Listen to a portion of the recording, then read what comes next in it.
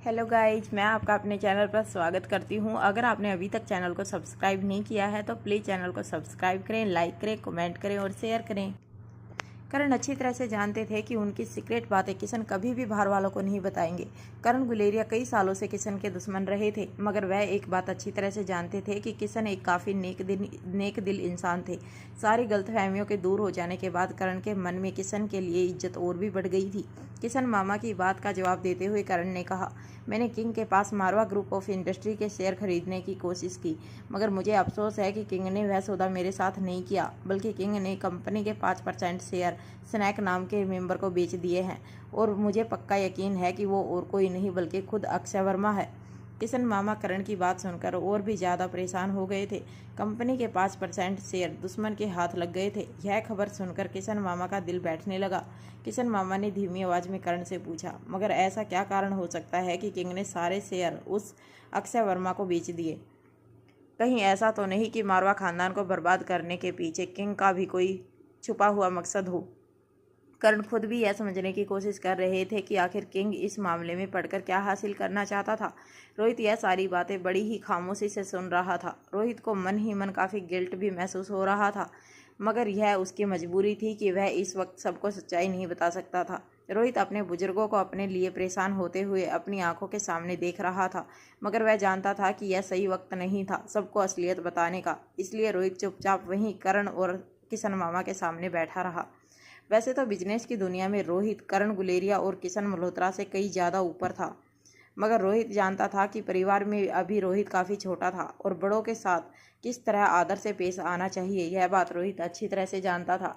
तभी अचानक सभी लोगों की नज़र स्टेयरकेस से उतर रही अनिका पर पड़ी। अनिका 3 दिन बाद जागी थी।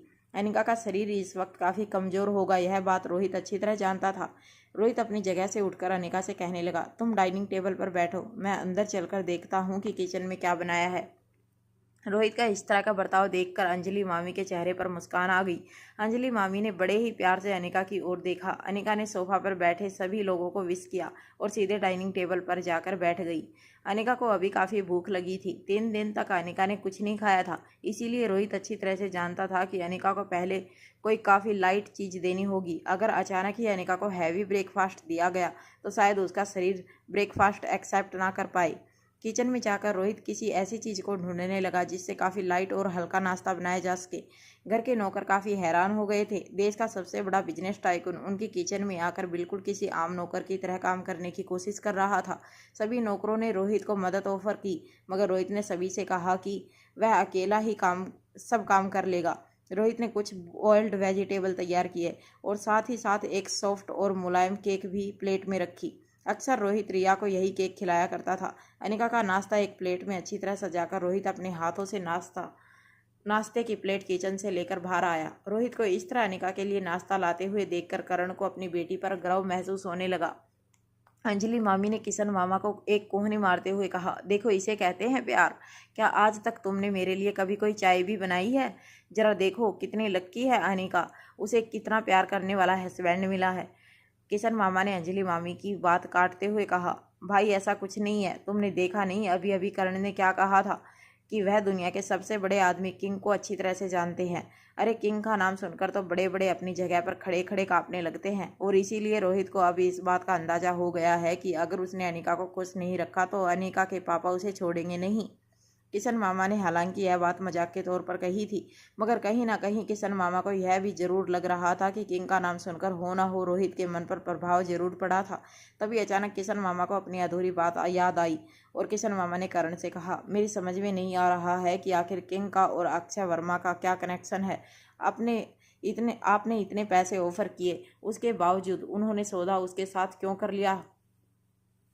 किशन मामा की बात कान पर पड़ते ही अनिका को रियलाइज हुआ कि सोने से पहले उसने भी किंग के पास मारवा ग्रुप ऑफ इंडस्ट्री के शेयर खरीदने की कोशिश की थी। जैसे ही अनिका को यह बात रियलाइज हुई, अनिका ने अपना मोबाइल फ़ोन निकालकर उसे चेक किया। इंपीरियल ग्रुप पर पहली बार 50 से ज़्यादा मैसेज नजर आ रहे थे। अनिका की आंख लगने के बाद स्नैक और ईगल के बीच में बोली लगने लगी। देखते ही देखते मारवा ग्रुप ऑफ इंडस्ट्री के शेयर की कीमत मार्केट प्राइस से 10 गुना ज़्यादा लगाई गई थी। अनिका फाइनल आंकड़े को देखकर चकरा गई। अनिका ने कभी सोचा नहीं था कि पर्दे के पीछे भी इतना बड़ा खेल हो सकता था। अनिका पहले से जानती थी इंपीरियल ग्रुप के लोग काफ़ी पावरफुल थे, मगर रकम में इतने सारे जीरो एक साथ देखकर खुद अनिका के हाथ पैर ठंडे पड़ गए थे। निराश करण ने किशन मामा की बात का जवाब देते हुए कहा, देखिए यह बात तो मुझे भी नहीं पता कि आखिरकार उन्होंने सौदा अक्षय वर्मा के साथ करने का क्यों फैसला लिया। हो सकता है कि शायद किंग को भरोसा ना हो कि मेरे पास भी इतनी दौलत है जितनी अक्षय वर्मा के पास है। पता नहीं क्या कारण रहा होगा, मगर इतनी बोली लगाने के बावजूद किंग ने उसका साथ देने का फैसला किया। यह बात मुझे बहुत खटक रही है। करण के मुँह से किंग का नाम सुनते ही अनिका के कान चमक गए। अनिका जानती थी कि उसे किसी भी हालत में किंग तक पहुँचना होगा। बूढ़े बाबा ने अनिका से कहा था कि अगर वह क्रिस्टोफर की खतरनाक ऑर्गेनाइजेशन के साथ लड़ना चाहती है तो उसे किंग के साथ दोस्ती करनी होगी, क्योंकि किंग ही एक ऐसा नाम था जो दुनिया की सबसे खतरनाक ऑर्गेनाइजेशन के साथ टक्कर ले सकता था। अनिका अपना नाश्ता अधूरा छोड़कर करण के पास आई और पूछने लगी, पापा क्या आप जानते हैं कि किंग कौन है? वह क्या करता है, कहाँ रहता है? क्या आप उसके बारे में मुझे कुछ बता सकते हैं? कर्ण ने अनिका के इस सवाल पर हैरानी जताते हुए अनिका से कहा, देखो बेटा, तुम इन सब चीज़ों से दूर ही रहो तो अच्छा है। अनिका ने कर्ण की बात इग्नोर करते हुए कहा, देखिए मेरे लिए जानना बहुत ज़रूरी है कि यह किंग कौन है। कर्ण अच्छी तरह से जानते थे कि अनिका इतनी जल्दी अपनी जिद छोड़ने वाली नहीं थी, इसीलिए अनिका की बात का जवाब देते हुए कर्ण ने कहा, यह किंग कौन है, कहाँ रहता है, क्या बिजनेस करता है, यह बात किसी को नहीं पता। कहा जाता है कि किंग इस दुनिया का सबसे पावरफुल इंसान है। उसकी उम्र 100 साल से भी ज़्यादा है। इनके बारे में कई लोगों ने पता लगाने की कोशिश की है, मगर सबके हाथ नाकामयाबी ही लगी है। अनिका ने करण की बात काटते हुए कहा, तो क्या किंग के बारे में पता लगाना नामुमकिन है? करण ने कुछ देर मन ही मन कुछ सोचने के बाद कहा जाता है कि किंग के पास इतना पैसा है कि वह 5-6 बड़े बड़े देश अकेले ही चला सकता है। मैंने यह भी सुना है कि किंग एक बहुत बड़े किले में रहता है। उसके साथ कई सारी खूबसूरत लड़कियां उसी किले में रहती हैं। किंग ने अब तक अपना उत्तराधिकारी नहीं चुना है, मगर यह कहा जाता है कि किंग के 100 से भी ज़्यादा बेटे हैं, जिनमें से सबसे काबिल बेटे को वह अपना उत्तराधिकारी बनाएगा। करण की बातें सुनकर सबसे ज़्यादा शौक रोहित को लगा था। रोहित अपने बारे में खुद यह सारी बातें नहीं जानता था। रोहित एक पल के लिए इतना शौक हो गया था कि उसने सोचा कि उसे जल्द से जल्द करण को यह कहना चाहिए कि वह जो कुछ भी सोच रहे थे वह सब झूठ था। मगर रोहित ने अपने आप को संभालते हुए अपने मुंह पर ताला लगा कर रखा। रोहित जानता था अगर लोगों को पता चल गया कि रोहित ही द किंग है तो आगे रोहित और अनिका को काफ़ी बड़ी परेशानियों का सामना करना पड़ सकता था। मगर इससे पहले कि हैरान अनिका करण से कोई सवाल पूछती, करण ने अपनी बात को हंसी में उड़ाते हुए कहा, खैर मैं भी जानता हूँ कि यह सारी बातें झूठ है। चाहे इंसान के पास कितना भी पैसा हो, मगर वह जिंदगी नहीं खरीद सकता। अनिका की ओर देखते हुए कर्ण ने अपनी बात आगे बढ़ाते हुए कहा, मैं जानता हूँ कि साइंस और मेडिकल फील्ड काफ़ी तरक्की कर चुका है, मगर फिर भी यह सारी बातें मानना मेरे लिए काफ़ी मुश्किल है। वैसे मैं इस ग्रुप का कई सालों से मेंबर हूँ, मगर मैंने आज तक कभी भी किंग के एटीट्यूड में कभी कोई बदलाव नहीं देखा। हाँ, यह भी मैं जानता हूँ कि किंग अब तक काफ़ी उम्र दराज हो चुका होगा, मगर अब और कितने साल तक किंग अपनी हेल्थ मेंटेन कर पाएगा यह कोई कह नहीं सकता। रोहित करण की हर बात सुनकर मन ही मन मुस्कुरा रहा था। रोहित एक 26 साल का लड़का था जिसे करण ने उम्र दराज बताया था। जब करण की बातें सुनकर रोहित मन ही मन मुस्कुराने लगा, तब अचानक ही रोहित को वह बात याद आई जिसकी वजह से रोहित को द किंग का खिताब मिला था। वह बात याद आते ही रोहित का सर झुक गया। अनिका ने बड़े ही ध्यान से किंग के बारे में हर बात सुनी थी। करण की सारी बातें सुन लेने के बाद अनिका ने कर्ण से पूछा, क्या आपको किसी पर शक है किंग होने का? मेरा मतलब है आप तो दुनिया के रईस लोगों को अच्छी तरह से जानते हो, तो क्या आपने आज तक यह गैस किया कि आखिर उन लोगों में से असली किंग कौन हो सकता है? अनिका की बात बिल्कुल सही थी। खुद कर्ण कई बार यह गैस करने की कोशिश की थी कि दुनिया के सबसे पावरफुल और अमीर लोगों में से किंग कौन हो सकता था, मगर कर्ण कभी सही अंदाजा नहीं लगा पाए थे, क्योंकि किसी के पास पैसा था तो पावर भी कमी थी, किसी के पास पावर था तो पैसों की कमी थी, और किंग एक ऐसा शख्स था जिसके पास ना तो पावर की कमी थी और ना ही पैसों की। कर्ण ने अनिका को समझाते हुए कहा, देखो बेटा, इस दुनिया की कुछ बातें ऐसी हैं जो तुम्हारी समझ के बाहर हो सकती हैं। मैं तुम्हारी काबिलियत पर बिल्कुल शक नहीं करता, मगर मैं चाहता हूँ कि तुम इन सब बातों से दूर ही रहो तो अच्छा है। यह दुनिया जितनी खूबसूरत है उतनी ही डरावनी भी है। सच्चाई जितनी पवित्र होती है उतनी ही कड़वी भी। कुछ असूलों को पालने के लिए कुछ असूलों को तोड़ना जरूरी होता है। उसी तरह से कुछ बुरे इंसानों से दुनिया को बचाने के लिए कुछ अच्छे इंसानों को बुरा बनना जरूरी हो जाता है। हो सकता है यह किंग या तो इस दुनिया को बचाने के लिए बुरा बन रहा है और या तो इस दुनिया को बर्बाद करने के लिए अच्छा बनने का ढोंग कर रहा है। मगर तुम्हारे और रोहित के सामने अभी पूरी जिंदगी पड़ी है। तुम्हें इन लोगों से दूर ही रहना चाहिए। कुछ देर तक सभी लोग वहां बैठकर आगे की स्ट्रेटेजी डिस्कस करने लगे। किशन मामा और अंजलि मामी कुछ देर बाद गुलेरिया हाउस से चले गए और जब सभी लोग अपने अपने कमरे में चले गए तब अनिका और रोहित काफ़ी वक्त बाद अकेले में एक दूसरे से मिले थे।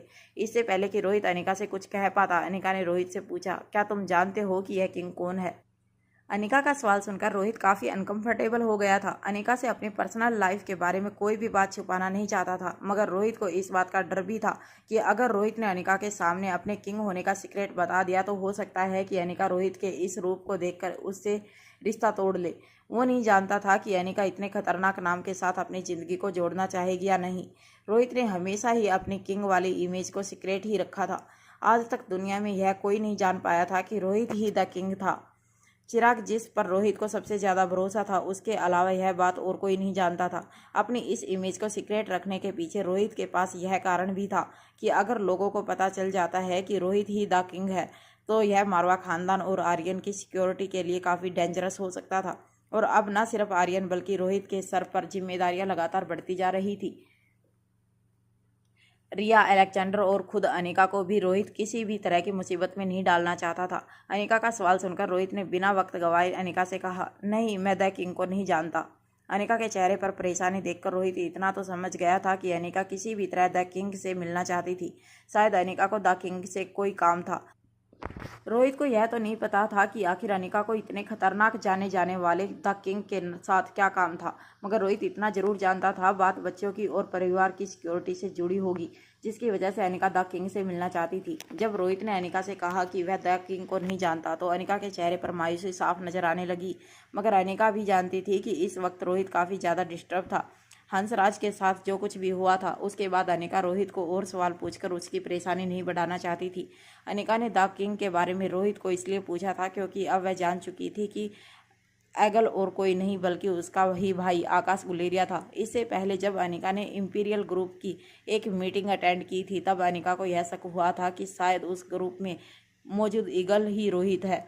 मगर आज जब सबके सामने इस बात का खुलासा हो गया कि ईगल और कोई नहीं बल्कि आकाश और करण खुद है, तो अनिका ने समझ लिया था कि रोहित उस ग्रुप पर मौजूद नहीं था और इसीलिए अनिका ने रोहित से द किंग के बारे में सवाल पूछ लिया था। रोहित जानता था कि अनिका उसके जवाब से खुश नहीं थी। रोहित ने अनिका को सुझाव देते हुए कहा, अगर तुम्हें उससे कोई इंपॉर्टेंट काम है तो तुम आकाश से बात कर सकती हो। तुम्हारा मैसेज अगर आकाश किंग तक पहुंचाता है तो हो सकता है तुम्हारा काम हो जाए। वैसे लोग कहते हैं कि वह बड़ा खतरनाक आदमी है, मगर मैंने सुना है कि वह काफ़ी डाउन टू अर्थ आदमी है। बड़ी ही जल्दी से लोगों की मदद करने के लिए तैयार हो जाता है। अनिका इस वक्त रोहित को ज़्यादा परेशान नहीं करना चाहती थी, इसीलिए इस बात को ज़्यादा आगे ना बढ़ाते हुए अनिका ने रोहित से पूछा, अलेक्जेंडर कैसा है अब?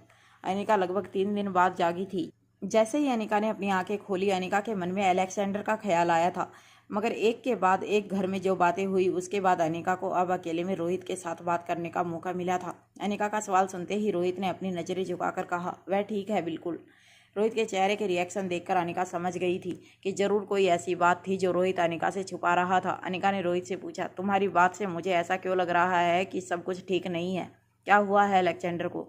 अनिका के चेहरे पर टेंशन देखकर रोहित ने अनिका के कंधे पर एक हाथ रखकर कहा, नहीं नहीं, चिंता करने की कोई बात नहीं है। दरअसल बात यह है कि अलेक्जेंडर की दिमागी ताकत पहले से 100 गुना बढ़ गई है, जो देखकर भी मैं काफ़ी हैरान हो गया हूँ। जो मैथ के प्रॉब्लम यूनिवर्सिटी के बच्चे सॉल्व नहीं कर पाते हैं, वह सारे प्रॉब्लम अलेक्जेंडर कुछ ही सेकंड में सोल्व कर लेता है। मैं जानता हूँ कि यह सब कुछ V15 पावर ड्रग के असर की वजह से हो रहा है, मगर कभी कभी अलेक्जेंडर की बढ़ती हुई ताकत देखकर मुझे घबराहट महसूस होती है। एक छोटे से बच्चे का दिमाग इतना पावरफुल कैसे हो सकता है? कभी कभी तो यह भी सोचता हूँ कि यह क्या पावर ड्रग सचमुच कोई खतरनाक ड्रग है या इंसानों को हमेशा के लिए सुपर ह्यूमन बनाने वाली कोई दवाई है। अनिका जानती थी कि अलेक्जेंडर पर इसी तरह का कोई असर होगा, मगर अनिका यह भी जानती थी कि इंसान के शरीर में इस तरह के बदलाव आना उस दवाई का साइड इफेक्ट था और ना कि कोई नेचुरल तरीका जिससे इंसान के शरीर या दिमाग को विकसित किया जा सकता था। रोहित ने अनिका से पूछा, अनिका, अगर तुम V16 पावर ड्रग को पाने में कामयाब हो गई तो क्या तुम खुद भी उस पावर ड्रग को अपने ऊपर अजमाना चाहोगी? रोहित का यह सवाल सुनकर अनिका के चेहरे पर हल्की सी मुस्कान आ गई। अनिका ने रोहित से कहा, क्या तुम्हें नहीं लगता कि मैं पहले से काफ़ी ज़्यादा अक्लमंद हूँ? फिर मुझे इस ड्रग की क्या ज़रूरत? अनिका की बात सुनते ही रोहित ने टॉपिक बदलते हुए कहा, यह बात तो है, तुम्हें इस ड्रग की कोई ज़रूरत नहीं है, मगर मैं बस यही पूछना चाहता हूँ कि क्या होगा अगर ये ड्रग आम इंसान के हाथ लग जाए। हर इंसान असाधारण हो जाएगा, इंसानों की शक्ति बढ़ जाएगी, और अगर ऐसा हुआ तो यह दुनिया पूरी तरह से बदल जाएगी। कभी कोई इंसान दुखी नहीं होगा, जिसे जो चाहिए वह पा सकता है, हासिल कर सकता है, कोई कमज़ोर नहीं रहेगा। अनिका ने रोहित की बात काटते हुए कहा, और अगर ऐसा हुआ तो यह दुनिया जीने लायक नहीं रहेगी। हर आदमी एक दूसरे से लड़कर एक दूसरे को ख़त्म करने के बारे में सोचेगा। कहीं ना कहीं रोहित को भी अनिका की यह बात बिल्कुल सही लग रही थी। पावर ड्रग के जितने फायदे थे उससे कहीं ज़्यादा बड़े नुकसान थे। अनिका ने अपनी बात आगे बढ़ाते हुए रोहित से कहा, यह दुनिया कई सालों से इवोल्यूशन के जरिए से आगे बढ़ रही है। हर जनरेशन अपनी पिछली जनरेशन से ज़्यादा समझदार और ज़्यादा ताकतवर होती जा रही है, और इसी तरह से दुनिया आगे भी बढ़ती जा रही है।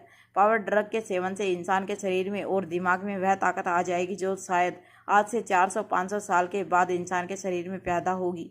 इस वक्त इंसान कौम इस तरह की ताकत के लिए तैयार नहीं है। अगर इस तरह की ताकत किसी एक इंसान में भी आ गई तो वो पूरी की पूरी इंसानी कौम बर्बाद करने के लिए काफ़ी हो सकती है। रोहित भी अच्छी तरह से जानता था कि पावर ड्रग जितना वरदान साबित हो सकता था उतना ही बड़ा श्राप भी साबित हो सकता था। अनिका ने रोहित से कहा, चलो मुझे अलेक्जेंडर से मिलना है, मैं कपड़े बदलकर तैयार हो जाती हूँ, हम इसी वक्त जाकर अलेक्जेंडर से मिलेंगे। अनिका की बात में हामी भरते हुए रोहित ने अपने फ़ोन पर चिराग को एक मैसेज टाइप करने लगा। अनिका ने रोहित को इस तरह देखकर हैरान होते हुए उससे पूछा, क्या तुमने सुना मैंने क्या कहा? रोहित ने सिर्फ हाँ में अपना सर हिला दिया। अनिका रोहित के इस बर्ताव पर काफ़ी शौक हो गई थी। अनिका ने रोहित से कहा, मैंने कहा मैं कपड़े बदलना चाहती हूँ, मुझे लगता है तुम्हें कमरे से बाहर जाना चाहिए। इस बात पर मुस्कुराते हुए रोहित ने कहा, तुम मेरे 3 बच्चों की माँ हो। चलो मानता हूँ अब तक हमारी शादी नहीं हुई, मगर बहुत जल्द हम शादी के बंधन में बंधने वाले हैं। बल्कि यूँ कहा जाए कि अब हम एक दूसरे को पति पत्नी मान चुके हैं। फिर इस तरह की फॉर्मेलिटी का क्या मतलब है? अनिका रोहित की यह बात सुनकर अपना सर झुकाकर वहीं खड़ी रही। अनिका का चेहरा रोहित की बात से पूरी तरह लाल हो गया था। रोहित को लग रहा था कि अनिका उसकी बात सुनकर शर्मा रही थी, मगर हकीकत यह थी कि अनिका का चेहरा गुस्से से लाल हो रहा था। इससे पहले कि रोहित अनिका को कुछ पूछ पाता या कहता, अनिका ने सीधे रोहित को एक जोरदार धक्का दे दिया। रोहित कुछ सोच पाता या समझ पाता उससे पहले रोहित ने देखा कि वह कमरे के बाहर पहुंच चुका था।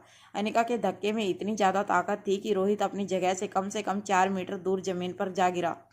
जैसे ही रोहित जमीन पर गिरा, पीछे से अनिका ने कमरा बंद कर लिया। रोहित के कानों पर अनिका की धीमी आवाज़ पड़ी। अनिका ने बेडरूम के अंदर से रोहित से कहा, अब चुपचाप खड़े रहो, मैं तैयार होकर आती हूँ। अनिका के इस बर्ताव पर रोहित को हंसी आ गई। कुछ देर बाद अनिका कपड़े बदलकर कमरे से बाहर निकली। रोहित और अनिका दोनों गुलेरिया हाउस से निकलने से पहले करण से मिले और कुछ देर उनके साथ बात करके वहां से निकल गए।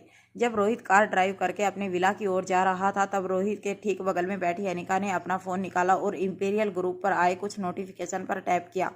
अनिका यह देखकर हैरान हो गई कि अभी अभी इंपीरियल ग्रुप पर एक छोटी सी जंग छिड़ गई थी, द स्नैक और ईगल के बीच में। अनिका अच्छी तरह से जानती थी कि ईगल और कोई नहीं बल्कि खुद आकाश गुलेरिया था, मगर अनिका यह भी जानती थी कि इस वक्त आकाश वह अकाउंट हैंडल नहीं कर रहा था। जब अनिका गुलेरिया हाउस से बाहर निकली थी तब करण मोबाइल पर बड़े ही ध्यान से कोई मैसेज टाइप कर रहे थे। अनिका समझ चुकी थी कि इस वक्त ईगल का अकाउंट करण हैंडल कर रहे थे। दरअसल द स्नैक ने ईगल को मैसेज करते हुए लिखा था, तुमने यह ठीक नहीं किया है, जानबूझकर मारवा ग्रुप ऑफ इंडस्ट्री के शेयर की कीमत तुम बढ़ाते रहे और अंत में मुझे 10 गुना ज़्यादा दाम पर यह शेयर खरीदने पड़े। यह सब कुछ तुम्हारी वजह से हुआ है। तुम जानते नहीं हो कि तुमने इस ग्रुप के उसूल तोड़े हैं। द स्नैक को इस बात का जवाब देते हुए द ईगल ने लिखा, तुम यह कैसे कह सकते हो कि मैंने कुछ गलत किया है? बोली लगाई गई और बोली में तुम्हारी जीत हुई और अंत में द किंग ने तुम्हें वह शेयर बेच दिए। इसमें मैं कहाँ से गलत हुआ? अगर तुम्हें लगता है कि द किंग ने तुम्हारे साथ चीटिंग की है तो उनसे बात करो। अक्षय वर्मा ये बात अच्छी तरह से जानता था कि वह किसी भी कीमत पर द किंग से दुश्मनी मोल नहीं ले सकता था। किंग से दुश्मनी मोल लेना ना तो बिजनेस में और ना ही उसकी ज़िंदगी के लिए फ़ायदेमंद बात थी। इसीलिए ईगल को टारगेट करते हुए द स्नैक ने कहा, उन्होंने यह शेयर मुझे बेचने का फैसला इसलिए किया है क्योंकि वह जानते हैं कि तुम इतने शेयर खरीद सको उतनी ना तो तुम्हारी औकात है और ना ही तुम्हारे पास इतने पैसे हैं। इसीलिए उन्होंने यह डील मेरे साथ की है और मैं उनका बहुत आभारी हूँ कि उन्होंने मेरे साथ बिजनेस किया। द किंग के साथ बिजनेस करने का मतलब है कि वह मुझ पर विश्वास करते हैं। करण भी द किंग की ताकत और उसकी हैसियत अच्छी तरह से जानते थे, मगर करण काफ़ी सेल्फ रिस्पेक्ट वाले आदमी थे। इसीलिए स्नैक की बात का जवाब देते हुए ग्रुप पर करण ने लिखा, तो क्या किंग हम लोगों को अपने बराबर का नहीं समझते? और अगर यह बात सच है तो मेरे ख्याल से इसका जवाब द किंग खुद ही दे सकते हैं कि क्या सचमुच उन्होंने मुझे अपने साथ बिजनेस करने के लायक नहीं समझा, इसीलिए तुम्हारे साथ सौदा किया है। अब जवाब किंग को देना होगा। करण ने सारा मामला अब किंग के हवाले कर दिया था। अनिका भी बड़े ही ध्यान से अपने मोबाइल स्क्रीन की ओर देख रही थी। अनिका देखना चाहती थी कि आखिर किंग इस बात का क्या जवाब देने वाला था। पहले अक्षय वर्मा यानी कि द स्नैक को इस बात का शक था कि द ईगल और कोई नहीं बल्कि मारवा खानदान का कोई शख्स था, जो मारवा खानदान के लिए ईगल का अकाउंट ऑपरेट करता था और मारवा खानदान से अपनी दुश्मनी निभाने के लिए कई बार द स्नैक ने ग्रुप के बाकी लोगों को भड़काने की कोशिश की थी। द स्नैक ने चाहा था कि किसी भी तरह द ईगल को ग्रुप से बाहर निकाल दिया जाए और तब से लेकर अब तक स्नैक और ईगल के बीच में ज़्यादा कोई बातचीत ग्रुप पर नहीं हुई थी। आज काफ़ी लंबे अरसे के बाद स्नैक और ईगल के बीच में फिर से एक छोटी सी लड़ाई छिड़ गई थी, जिसका फैसला अब किंग को सुनाना था। मगर ग्रुप पर इस तरह की बातचीत देखने के बाद ग्रुप के बाकी लोग भी धीरे धीरे कमेंट में अपनी राय रखने लगे थे। रैबिट नाम की एक आईडी से मैसेज आया, मुझे नहीं लगता द किंग किसी भी तरह का नाइंसाफ़ी कर सकते हैं। हमें उनके कामकाज करने के तरीके पर कोई शक नहीं है।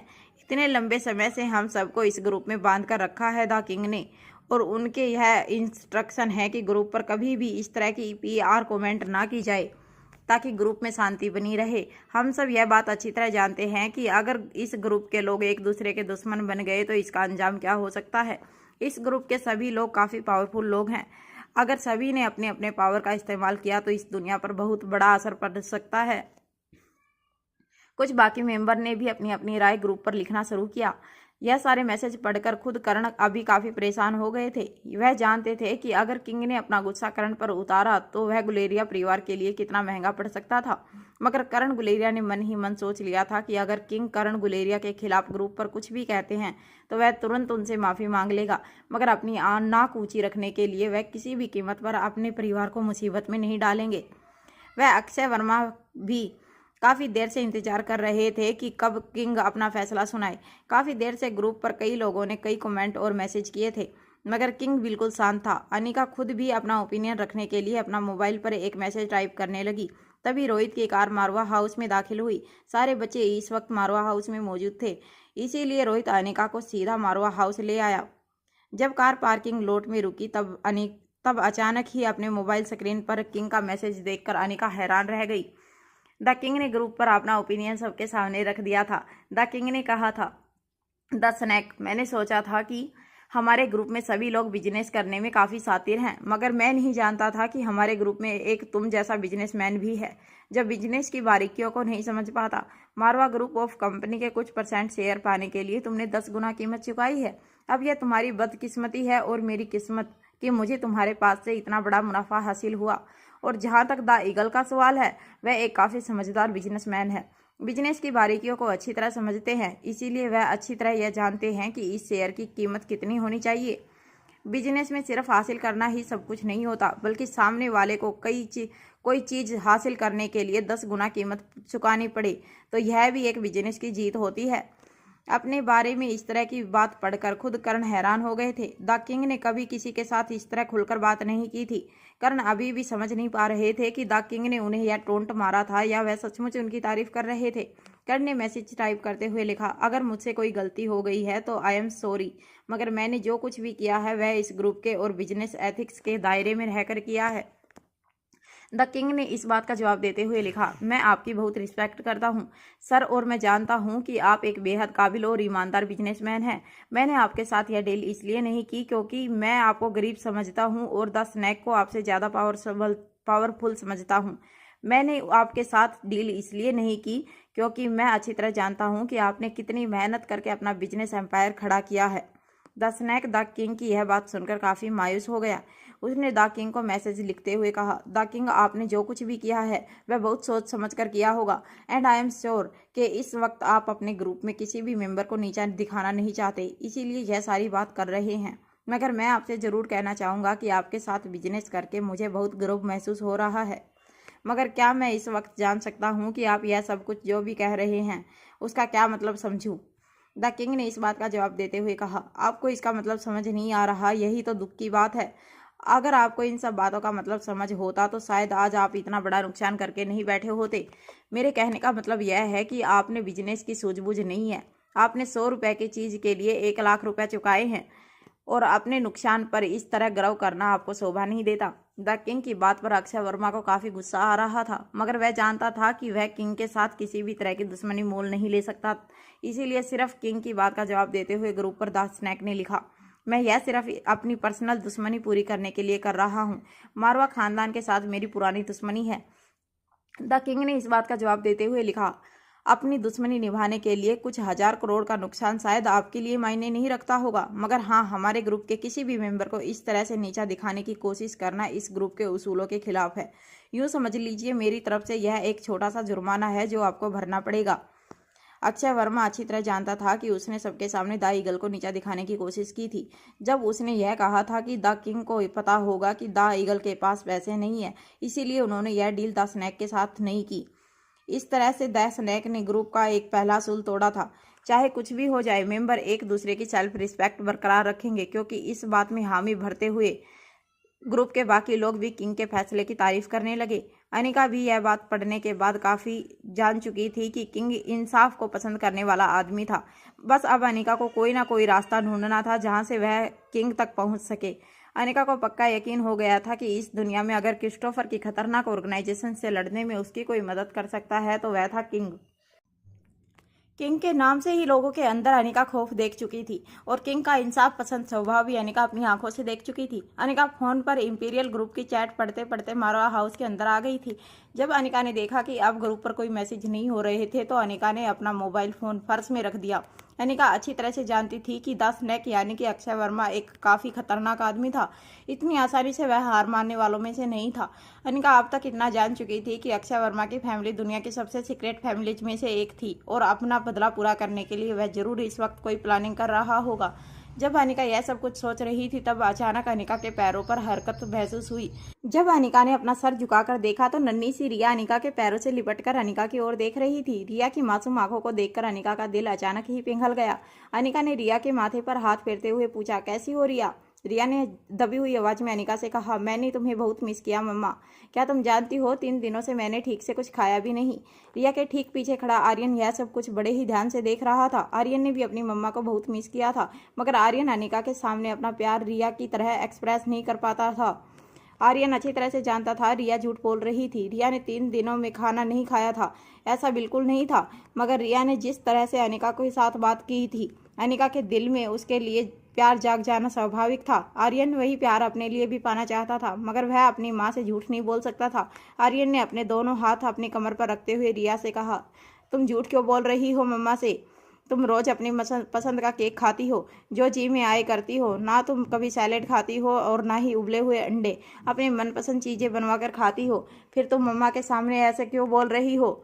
नन्ही सी रिया ने भी आर्यन का मुड़कर जवाब देते हुए कहा, मैंने यह कहा कि मैंने ठीक से खाना नहीं खाया, मैंने यह नहीं कहा कि मैंने खाना ही नहीं खाया। अनिका अच्छी तरह समझ चुकी थी कि आर्यन भी अनिका से अपना प्यार एक्सप्रेस करना चाहता था, मगर आर्यन काफ़ी हद तक अनिका जैसा था। अपने प्यार को और अपनी फीलिंग्स को अच्छी तरह एक्सप्रेस करना नहीं आता था। अनिका ने बड़े ही प्यार से आर्यन के माथे पर हाथ फेरा। अनिका का स्पर्श होते ही आर्यन के चेहरे पर मुस्कान आ गई।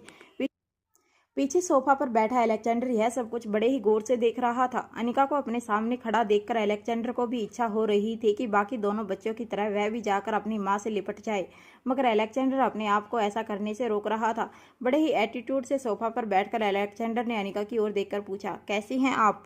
अलेक्जेंडर को इस तरह की बात करते हुए देखकर अनिका को ऐसा लग रहा था जैसे घर पर कोई बड़ा बुजुर्ग अनिका को उसकी खैर खबर पूछ रहा था। अनिका ने भी बड़े प्यार से मुस्कुराते हुए अलेक्जेंडर के पास जाकर कहा, मैं तो बस ठीक हूँ, तुम कैसे हो? अनिका ने जैसे ही अलेक्जेंडर के गालों को छूने की कोशिश की, अलेक्जेंडर ने अनिका का हाथ झटकते हुए कहा, यह क्या कर रही हैं आप? प्लीज़ मुझसे इस तरह का बिहेव मत कीजिए, मैं कोई छोटा बच्चा नहीं हूँ। अनिका जानती थी कि अलेक्जेंडर ठीक आर्यन और रिया की उम्र का था, मगर वह अपने आप को घर का सबसे बड़ा भाई समझता था। इसीलिए बड़े ही प्यार से मुस्कुराते हुए अनिका ने अलेक्जेंडर से कहा, क्या तुम नहीं चाहते कि तुम्हारी मम्मा तुम्हें प्यार करे? हालांकि अलेक्जेंडर भी चाहता था कि अनिका उसे भी बिल्कुल आर्यन और रिया की तरह प्यार करे, मगर अलेक्जेंडर अभी पूरी तरह से फैमिली के साथ कंफर्टेबल नहीं हुआ था। अनिका अचानक ही उसकी ज़िंदगी में आई थी। चाहे अलेक्जेंडर अपनी माँ के प्यार के लिए कितना भी तरस रहा था, मगर इस तरह अचानक उसकी ज़िंदगी में आए बदलाव को वह एक्सेप्ट नहीं कर पा रहा था। अलेक्जेंडर ने बात बदलते हुए अनिका से कहा, मैंने कई बार आर्यन से पूछने की कोशिश की कि आप 3 दिन से कहाँ हैं, बस मुझे एक ही जवाब मिलता रहा कि आप सो रही हैं। आर्यन ने बड़ी ही धीमी आवाज़ में अनिका की ओर देखकर मुस्कुराते हुए कहा, दिन में कम से कम 25 बार मुझसे यह सवाल पूछा जाता है। अलेक्जेंडर ने तुरंत अपनी आवाज़ ऊंची करते हुए आर्यन से कहा, तुम क्या मेरे सवाल पूरा दिन गिनते रहते हो? मैथ के छोटे मोटे प्रॉब्लम तो तुमसे सोल्व होते नहीं हैं, फिर तुम्हें मेरे सवाल गिनने की क्या ज़रूरत है? अनिका जानती थी कि अलेक्जेंडर अपने ही एटीट्यूड में रहना पसंद करता था, इसीलिए अनिका ने अलेक्जेंडर को समझाते हुए कहा, देखो मम्मा, आम लोगों के मुकाबले कुछ ज़्यादा ही सोती है। वो क्या है ना, कुछ ज़्यादा ही आलसी हूँ मैं। मगर तुम फिक्र मत करना, अब तुम आ गई हो ना, धीरे धीरे मेरी यह आदत भी बदल जाएगी। अलेक्जेंडर ने अपना सर झुकाकर अनिका से कहा, नहीं, मैंने कभी किसी को इतना सोते हुए नहीं देखा। मैंने सोचा शायद आप मर गई हैं। अलेक्जेंडर की यह बात आर्यन और रिया के बिल्कुल बर्दाश्त से बाहर हो गई थी। अलेक्जेंडर के मुंह से ऐसी बात सुनते ही आर्यन और रिया दोनों गुस्से से लाल चेहरा लिए अलेक्जेंडर के पास आए और कहने लगे, यह तुम क्या बकवास कर रहे हो? हमारी मम्मा क्यों मर जाएगी? हमारी मम्मा कभी नहीं मर सकती। अलेक्जेंडर ने पलटकर जवाब देते हुए कहा, प्लीज़ तुम लोग ऐसी बकवास बातें मत करो। क्या तुम लोग पढ़े लिखे नहीं हो? अगर तुम्हें स्कूल में ठीक से पढ़ाया नहीं गया है तो मैं तुम्हें सिखाऊंगा। जो भी इंसान इस धरती पर पैदा होता है वह एक ना एक दिन जरूर मर जाता है, और अगर 3 दिन तक कोई अपनी आंखें बंद करके लेटा रहे तो उसे सोया हुआ नहीं, मरा हुआ कहते हैं। अनिका ने बच्चों के बीच में होने वाली लड़ाई को रोकते हुए कहा, देखो अलेक्जेंडर की बात तो बिल्कुल सही है, और अलेक्जेंडर, रिया और आर्यन भी तुम्हारी तरह काफ़ी इंटेलिजेंट और स्मार्ट हैं, बस मम्मा से प्यार करने का तरीका नहीं आता है। मगर तुम घबराओ मत, बहुत जल्द तुम भी अपनी माँ से प्यार करने लगोगे। अनिका बड़े ही प्यार से अलेक्जेंडर को यह सारी बातें समझा रही थी, मगर अलेक्जेंडर को मन ही मन काफ़ी इरिटेट हो रहा था। कोई उसके साथ एक बच्चे की तरह बातें करे तो उसे बिल्कुल पसंद नहीं आता था। अलेक्जेंडर चाहता था कि अनिका उसके साथ बिल्कुल उसी तरह बिहेव करे जैसे वह किसी एडल्ट के साथ बिहेव करती थी। अनिका अपने घुटनों पर अपने हाथ रखकर झुककर अलेक्जेंडर से बात किया करती थी। अलेक्जेंडर को यह बात भी बिल्कुल पसंद नहीं आती थी। अलेक्जेंडर अपनी छाती चौड़ी करके अनिका की आंखों में आंखें डालकर बात करना पसंद करता था। रोहित घर लौटने के बाद सीधे अपने पर्सनल ऑफिस में कुछ काम करने चला गया था। अनिका ने तीनों बच्चों को अपने साथ लिया और घर में बने टेरेस गार्डन पर चली गई। वहाँ एक झूले पर बैठकर अनिका ने अलेक्जेंडर से कहा, मुझे लगता है तुम्हें तुम्हारा नाम बदल लेना चाहिए। अनिका की बात सुनते ही रिया और आर्यन दोनों काफ़ी एक्साइटेड हो गए। वैसे भी दोनों को अलेक्जेंडर नाम अपने भाई के लिए बिल्कुल अच्छा नहीं लगता था। दोनों बच्चों ने अलेक्जेंडर के लिए अपने फेवरेट नाम सोच रखे थे। रिया और आर्यन दोनों बारी बारी से अपने नाम सजेस्ट करने लगे, मगर रिया को आर्यन का दिया हुआ नाम पसंद नहीं आता था, तो कभी आर्यन को रिया का सजेस्ट किया हुआ नाम पसंद नहीं आता था। तभी अनिका ने अलेक्जेंडर को पीठ पर हाथ फेरते हुए पूछा, क्या तुमने कभी तुम्हारे लिए नाम सोचा है? क्या तुम्हारे भाई बहन भी अभी अभी जो नाम सजेस्ट किए हैं उसमें से तुम्हें कोई नाम पसंद है? अनिका का सवाल सुनते ही अलेक्जेंडर अपनी आंखें छोटी करके अनिका की ओर देखने लगा। अलेक्जेंडर का चेहरा गुस्से से लाल होने लगा था। अनिका की बात का जवाब देते हुए कहा, मुझे मेरा नाम बदलने की कोई ज़रूरत नहीं है। पिछले 6 सालों से मुझे लोग अलेक्जेंडर पुकारते हैं और मुझे भी मेरा नाम पसंद है, तो मैं अपना नाम क्यों बदलूं? अनिका ने अलेक्जेंडर को समझाते हुए कहा, देखो तुम मेरे और रोहित के बेटे हो। मेरा सरनेम है गुलेरिया और तुम्हारे डैड की सरनेम है मारवा। तुम हमारे देश से जुड़े हो और इस देश के बच्चों के ऐसे नाम नहीं होते। अलेक्जेंडर ने कुछ देर मन ही मन कुछ सोचने के बाद कहा, नाम में क्या रखा है? मैं नहीं मानता कि देश बदल जाने से नाम बदल जाना चाहिए, और सरनेम की मुझे कोई ज़रूरत नहीं महसूस होती। ना ही मैं अपने नाम के पीछे मारवा सरनेम लगाना चाहता हूँ और ना ही गुलेरिया। मैं अलेक्जेंडर हूँ और ज़िंदगी भर अलेक्जेंडर ही कहलाना पसंद करूँगा। इससे पहले कि अनिका अलेक्जेंडर को कुछ समझा पाती, अलेक्जेंडर दौड़कर कमरे के में चला गया।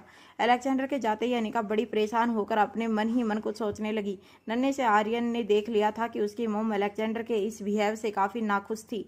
नन्ही सी रिया ने अनिका को कसकर पकड़ा हुआ था। ऐसा लग रहा था कि रिया आज पूरा दिन इसी तरह अनिका की बाहों में गुजार देगी। आर्यन ने परेशान अनिका की ओर देखकर कहा, मोम, मैं अच्छी तरह जानता हूँ कि अलेक्जेंडर अपना नाम क्यों नहीं बदलना चाहता। आर्यन की बात सुनते ही अनिका बड़े ही गौर से आर्यन को देखने लगी। आर्यन अलेक्जेंडर के कमरे की ओर देखकर बड़ी ही धीमी आवाज़ में अनिका से कहने लगा, मुझे पता है कि अलेक्जेंडर क्या सोच रहा है। आगे बोलने से पहले आर्यन रिया की ओर देखने लगा। आर्यन के एक्सप्रेशन देखकर रिया यह समझ गई थी कि आर्यन चाहता था कि रिया आर्यन और अनिका के बीच में होने वाली बातें ना सुने। अक्सर ऐसा कहा जाता था कि जब दो बड़े बात कर रहे हों तो छोटों को उनकी बात नहीं सुननी चाहिए, मगर नन्ही सी रिया जानती थी कि उसकी और आर्यन की उम्र बिल्कुल सेम थी। रिया ने आर्यन की ओर देखकर कहा, इस तरह मुझे क्यों देख रहे हो? भले ही मैं अलेक्जेंडर की तरह यह नहीं कह रही हूँ कि मैं इस घर में सबसे बड़ी बच्ची हूँ, मगर फिर भी जो बात तुम मम्मा के साथ कर सकते हो वह बात मैं क्यों नहीं सुन सकती? आर्यन जानता था कि रिया अपनी जिद आसानी से छोड़ने वाली नहीं थी। अनिका ने आर्यन की पीठ पर हाथ रखते हुए कहा, बताओ मुझे क्या हुआ है अलेक्जेंडर को? आर्यन ने धीमी आवाज में अनिका से कहा, वह बड़े होकर अपने पैसे खुद कमाना चाहता है। अनिका आर्यन की यह बात सुनकर बिल्कुल हैरान रह गई। अनिका समझ नहीं पा रही थी कि आखिर आर्यन कहना क्या चाहता था। दरअसल पिछले कुछ दिनों से अलेक्जेंडर रिया और आर्यन के साथ काफ़ी अच्छी तरह पेश आ रहा था। दोनों के साथ खेलना कूदना, रिया के साथ मोबाइल पर गेम खेलना और आर्यन के साथ बैठकर मैथमेटिक्स प्रॉब्लम सोल्व करना। अलेक्जेंडर पूरी तरह से अपने आप को समर्पित करते हुए परिवार का हिस्सा बनने की कोशिश में था। काफ़ी हद तक अलेक्जेंडर दोनों बच्चों के साथ घुल मिल गया था। अलेक्जेंडर को कई सालों से परिवार का जो प्यार चाहिए था वह प्यार अलेक्जेंडर को अपने भाई बहन से मिलने लगा था। मगर तभी अचानक अलेक्जेंडर के साथ कुछ ऐसा हुआ कि अलेक्जेंडर फिर से पहले की तरह काफ़ी रूड हो गया था। V15 के इंजेक्शन के बाद उसकी दिमागी ताकत काफ़ी बढ़ गई थी, मगर दिमाग ताकत बढ़ने के साथ साथ अलेक्जेंडर की सेंसिटिविटी भी काफ़ी बढ़ गई थी। अलेक्जेंडर ने एक बार घर के नौकरों को आपस में बात करते हुए सुन लिया था। नौकर एक दूसरे के साथ जो बातें कर रहे थे वह बातें आर्यन ने अनिका को बताना शुरू किया।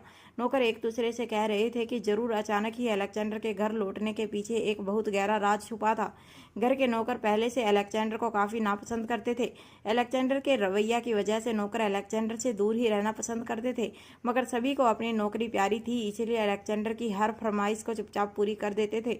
मगर मन ही मन घर के सारे नौकर अलेक्जेंडर से काफ़ी नाखुश थे। एक नौकर ने दूसरे नौकर से कहा, भला एक 6 साल का बच्चा क्या प्लानिंग करके घर में घुस आ सकता है?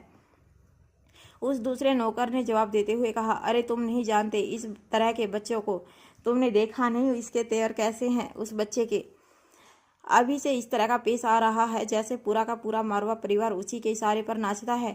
नौकरों को तो पाँव की जूती समझता है। 6 साल का लड़का होने के बावजूद उसकी बातें देखी हैं, तुम्हें ऐसा लगेगा जैसे 25-30 साल का आदमी बात कर रहा है। दूसरे नौकर ने पूछा, मगर एक छोटा सा बच्चा आखिर मारवा परिवार को क्या ही नुकसान पहुंचा सकता है? पहले वाले नौकर ने जवाब देते हुए कहा, देखो इस वक्त रोहित मारवा और उनके पिताजी के बीच एक बहुत बड़ी जंग छिड़ गई है।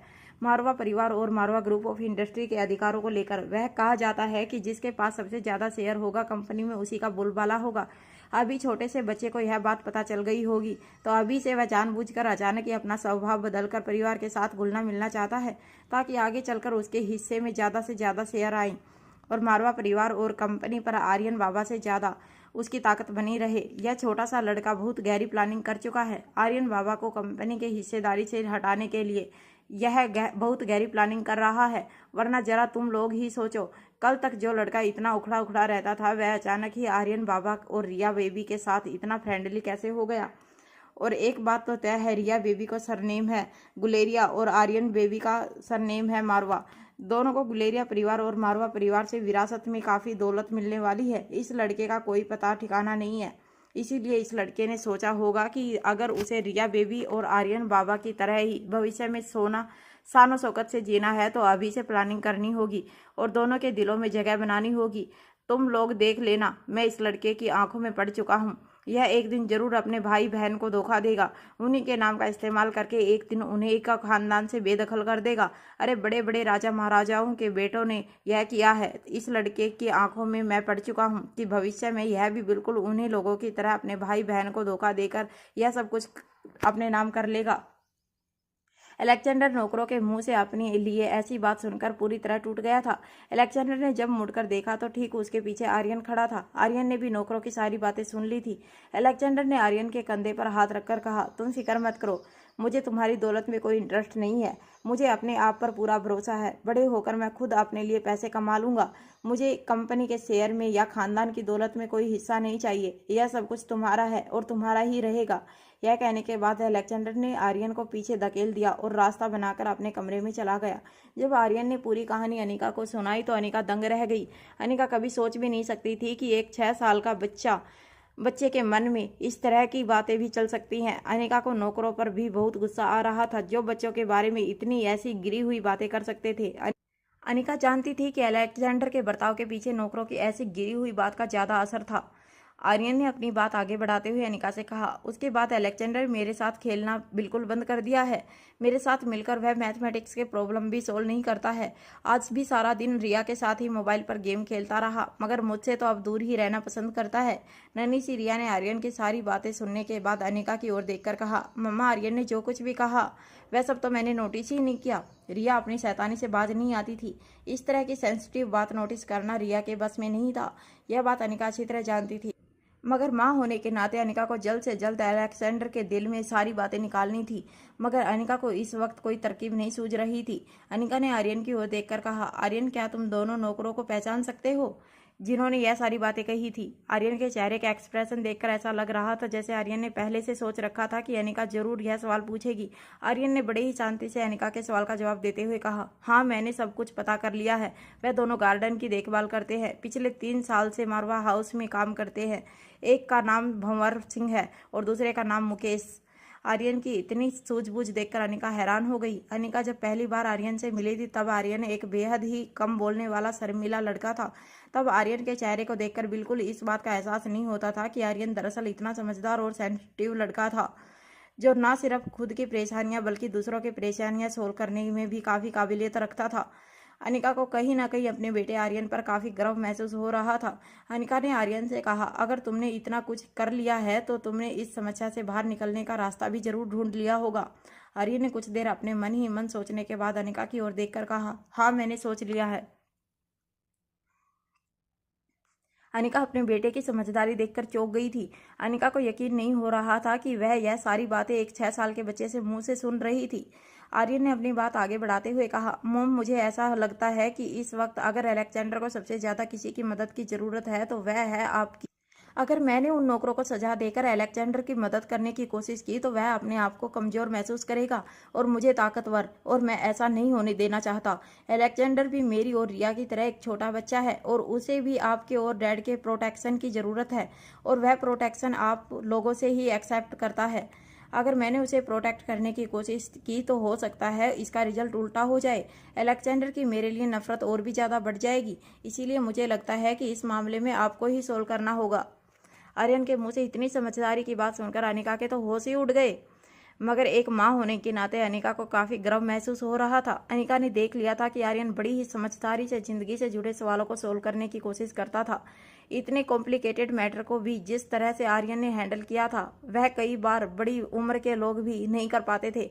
आर्यन की सूझबूझ देखकर कहीं ना कहीं अनिका को इस बात का एहसास हो गया था कि वाकई में आर्यन में वो सारी काबिलियत हैं कि बड़े होकर वह खानदान की और बिजनेस एम्पायर की जिम्मेदारियों को अच्छी तरह निभाएगा। अनिका कहीं ना कहीं अभी से यह सोचने लगी थी कि उसकी होने वाली बहू कितनी लक्की होगी जिसे आर्यन जैसा समझदार पति मिलने वाला था।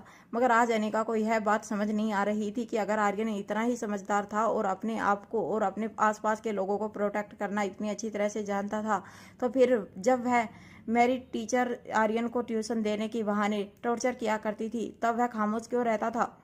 अनिका के ने मन ही मन चल रहा सवाल आर्यन को पूछ लिया। अनिका ने आर्यन से पूछा, बेटा, क्या तुम मुझे बता सकते हो कि अगर तुम इतने समझदार हो तो मेरी टीचर के सामने तुमने यह समझदारी क्यों नहीं दिखाई? अनिका का यह सवाल सुनकर आर्यन ने अपना सर झुका लिया, फिर धीमी आवाज में अनिका का इस सवाल का जवाब देते हुए कहा, मुझे उस वक्त ऐसा लग रहा था कि दादी माँ के साथ जो कुछ भी हुआ था वह मेरी वजह से हुआ था, और मैंने जो दादी माँ के साथ किया था उसके लिए मुझे सजा जरूर मिलनी चाहिए थी। मैंने समझ लिया था कि मेरी टीचर मेरे साथ जो सलूक कर रही थी वह मेरी सजा होनी चाहिए, इसीलिए उस वक्त मैं चुपचाप सब कुछ सहता रहा। अपने बेटे के मुंह से यह सारी बातें सुनते ही अनिका की आंखों से आंसू छलकने लगे। अनिका ने अपने गालों से आंसू पोंछते हुए आर्यन से कहा, मुझे उन तीनों नौकरों के पास ले चलो जिन्होंने अलेक्जेंडर के बारे में ऐसी बातें कही थी। अनिका ने ठान लिया था कि वह उन दोनों नौकरों को अच्छा सबक सिखाएगी, और जब अनिका कोई बात ठान लेती थी तब सामने वाले की क्या हालत होती थी यह बात रिया और आर्यन अच्छी तरह जानते थे। अनिका की बात सुनते ही अपने दोनों हाथ हवा में उठाते हुए रिया ने अलेक्जेंडर को पुकारना शुरू कर दिया। रिया अलेक्जेंडर को पुकारते हुए सीधे स्टेयरकेस की ओर जाने लगी। वो चाहती थी कि अनिका दोनों नौकरों की जो हालत करने वाली थी वह अलेक्जेंडर अपनी आंखों से देखे। अनिका आर्यन का हाथ पकड़कर गार्डन की ओर चली गई। जैसे ही अनिका और आर्यन दोनों नौकरों की गार्डन में घास काटते हुए देखा, तब अनिका और आर्यन एक दीवार के पीछे छुपकर उन दोनों की बातें सुनने लगे। एक नौकर दूसरे नौकर से कह रहा था, अरे यार, मुझे तो बहुत डर लग रहा है। यह आर्यन बाबा आजकल मेरी तरफ बहुत गुस्से से देखते हैं। दूसरे नौकर ने पहले वाले की बात का जवाब देते हुए कहा, क्या बकवास कर रहा है? आर्यन बाबा तो बड़े ही शांत स्वभाव के हैं। वह क्यों तुझे डराने की कोशिश करेंगे? तभी दूसरे नौकर, जिसका नाम भंवर सिंह था, उसने पहले वाले नौकर मुकेश से कहा, तकरीबन कल दोपहर के बाद मैं जब भी आर्यन बाबा को देखता हूँ, मुझे ऐसा लगता है कि वह घूर घूर कर मेरी ओर देख रहे हैं। मुझे देखते वक्त उनके आंखों में मुझे गुस्सा साफ नजर आता है। तभी मुकेश ने इस बात का जवाब देते हुए कहा, कहीं ऐसा तो नहीं कि आर्यन बाबा ने कल हमारे बीच होने वाली सारी बातें सुन ली थी?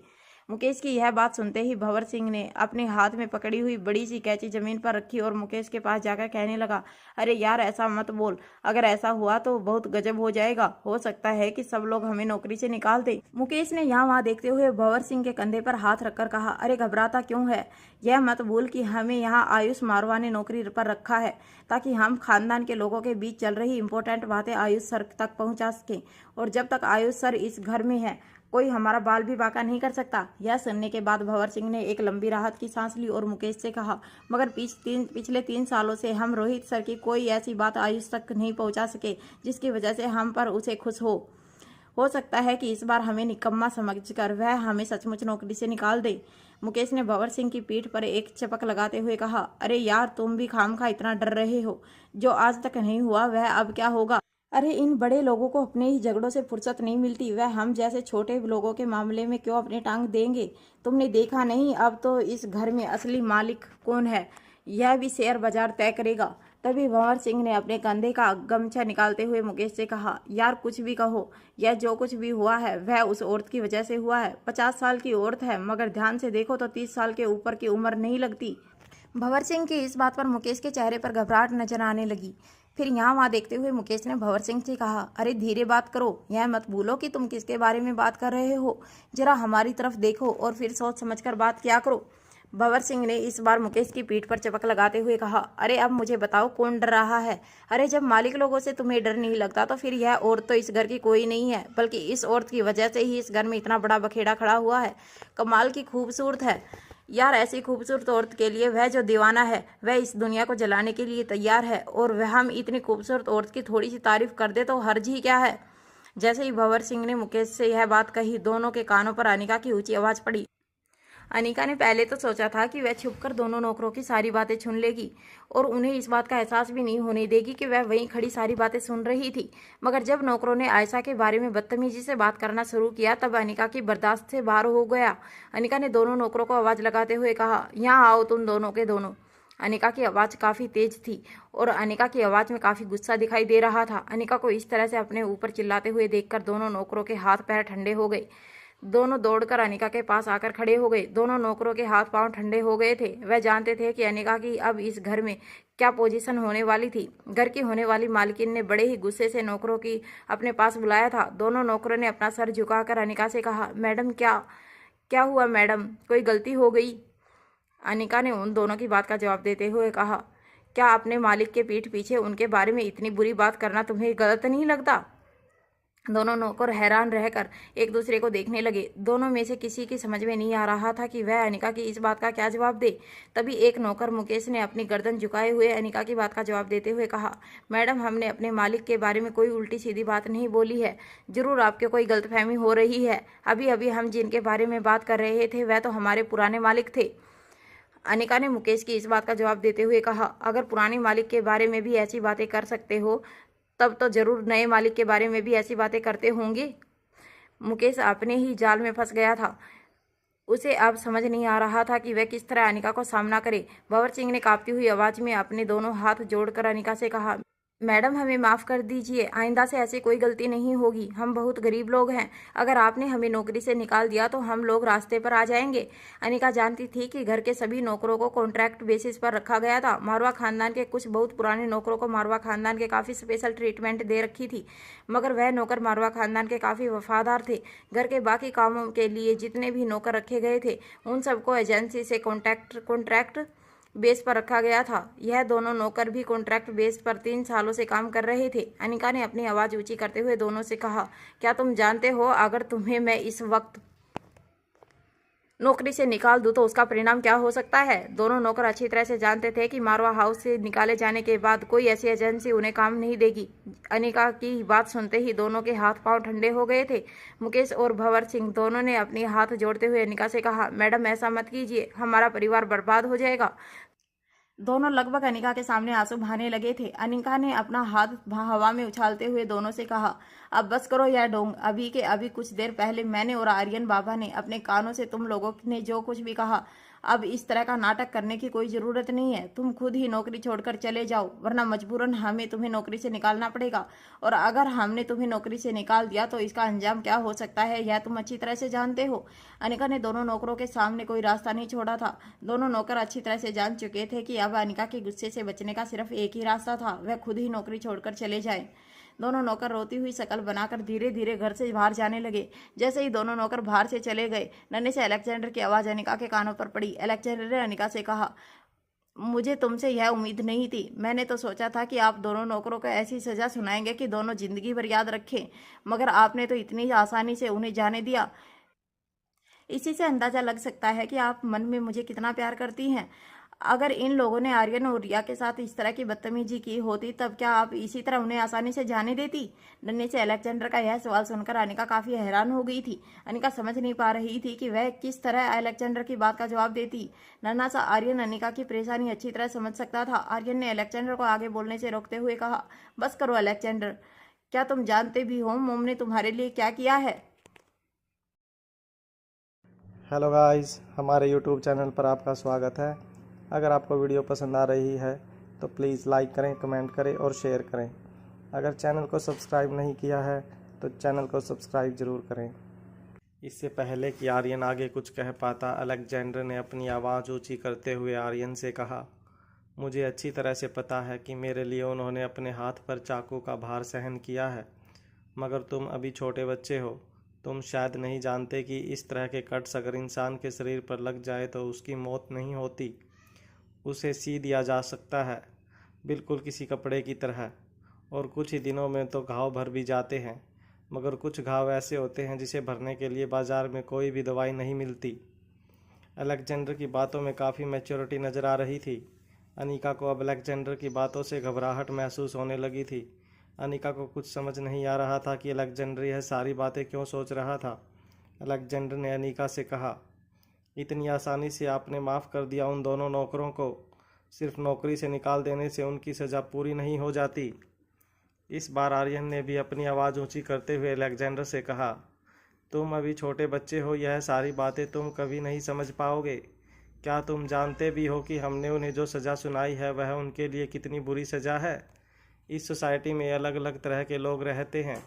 कुछ लोगों को पैसों की कमी नहीं होती है, कुछ लोगों के पास कुछ ही पैसे होते हैं जिससे वह अपनी ज़िंदगी आसानी से जी सके, मगर कुछ लोग ऐसे होते हैं जिन्हें ज़िंदगी जीने के लिए हर रोज़ कमाना पड़ता है। इन लोगों के लिए पैसों की अहमियत क्या है यह तुम कभी नहीं समझ पाओगे। मोम ने उन दोनों को नौकरी से निकालकर उन्हें इतनी बड़ी सज़ा सुनाई है कि वह लोग ज़िंदगी भर याद रखेंगे। अलेक्जेंडर ये अच्छी तरह से समझ पा रहा था, मगर क्रिस्टोफर के साथ बचपन गुजारने के बाद अलेक्जेंडर के लिए पनिशमेंट के सिर्फ एक ही मायने थे कि जिसे पनिशमेंट देनी है उसके हाथ पैर तोड़ दिए जाएं, उसके शरीर से खून बहना चाहिए, इतनी हड्डियां टूटनी चाहिए कि वह कई दिनों तक अस्पताल के बेड पर लेटा रहे। इस तरह की सज़ा ना कभी सुनी थी और ना कभी देखी थी। अनिका आर्यन की समझदारी पहले भी देख चुकी थी।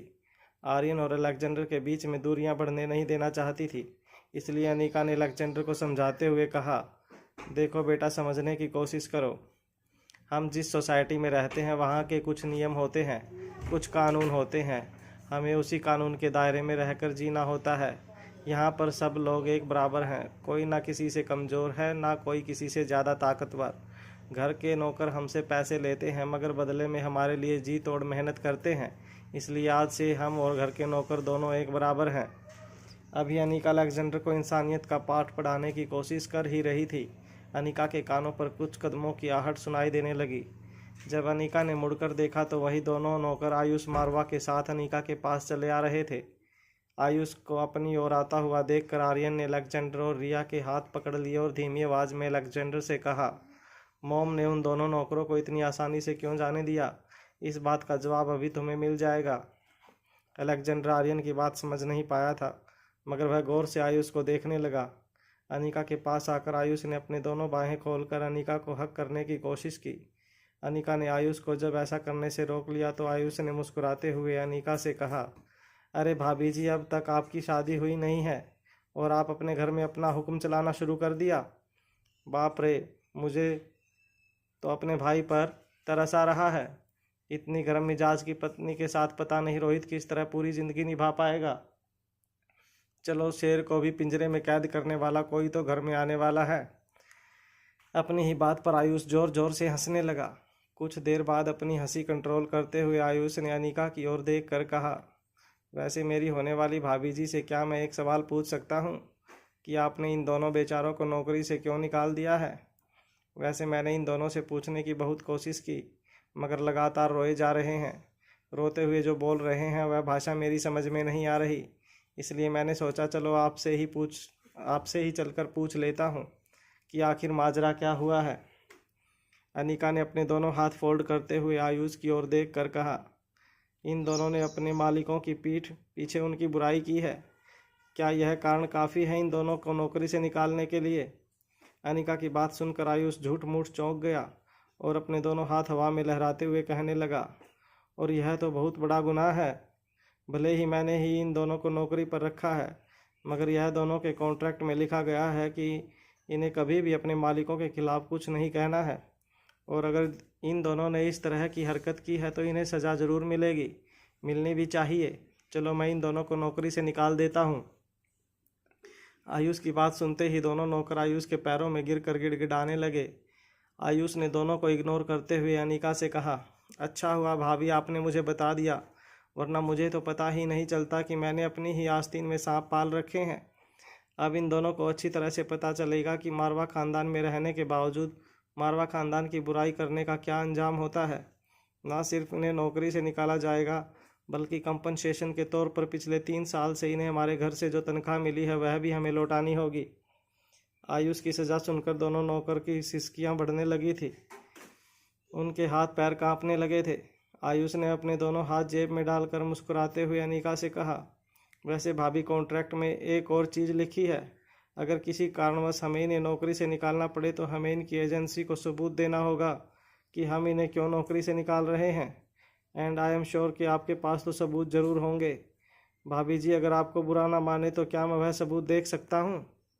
अनिका चुपचाप कुछ देर तक आयुष को देखती रही। नन्हे से आर्यन ने अलेक्जेंडर और रिया के कानों में बड़ी ही धीमी आवाज़ में कहा, देखा तुम लोगों ने, इतना आसान नहीं होता है इतने बड़े घर में कोई भी कदम उठाना। यह आयुष चाचा काफ़ी चालाक हैं। पापा और मम्मा को नीचा दिखाने के लिए वह कुछ भी कर सकते हैं।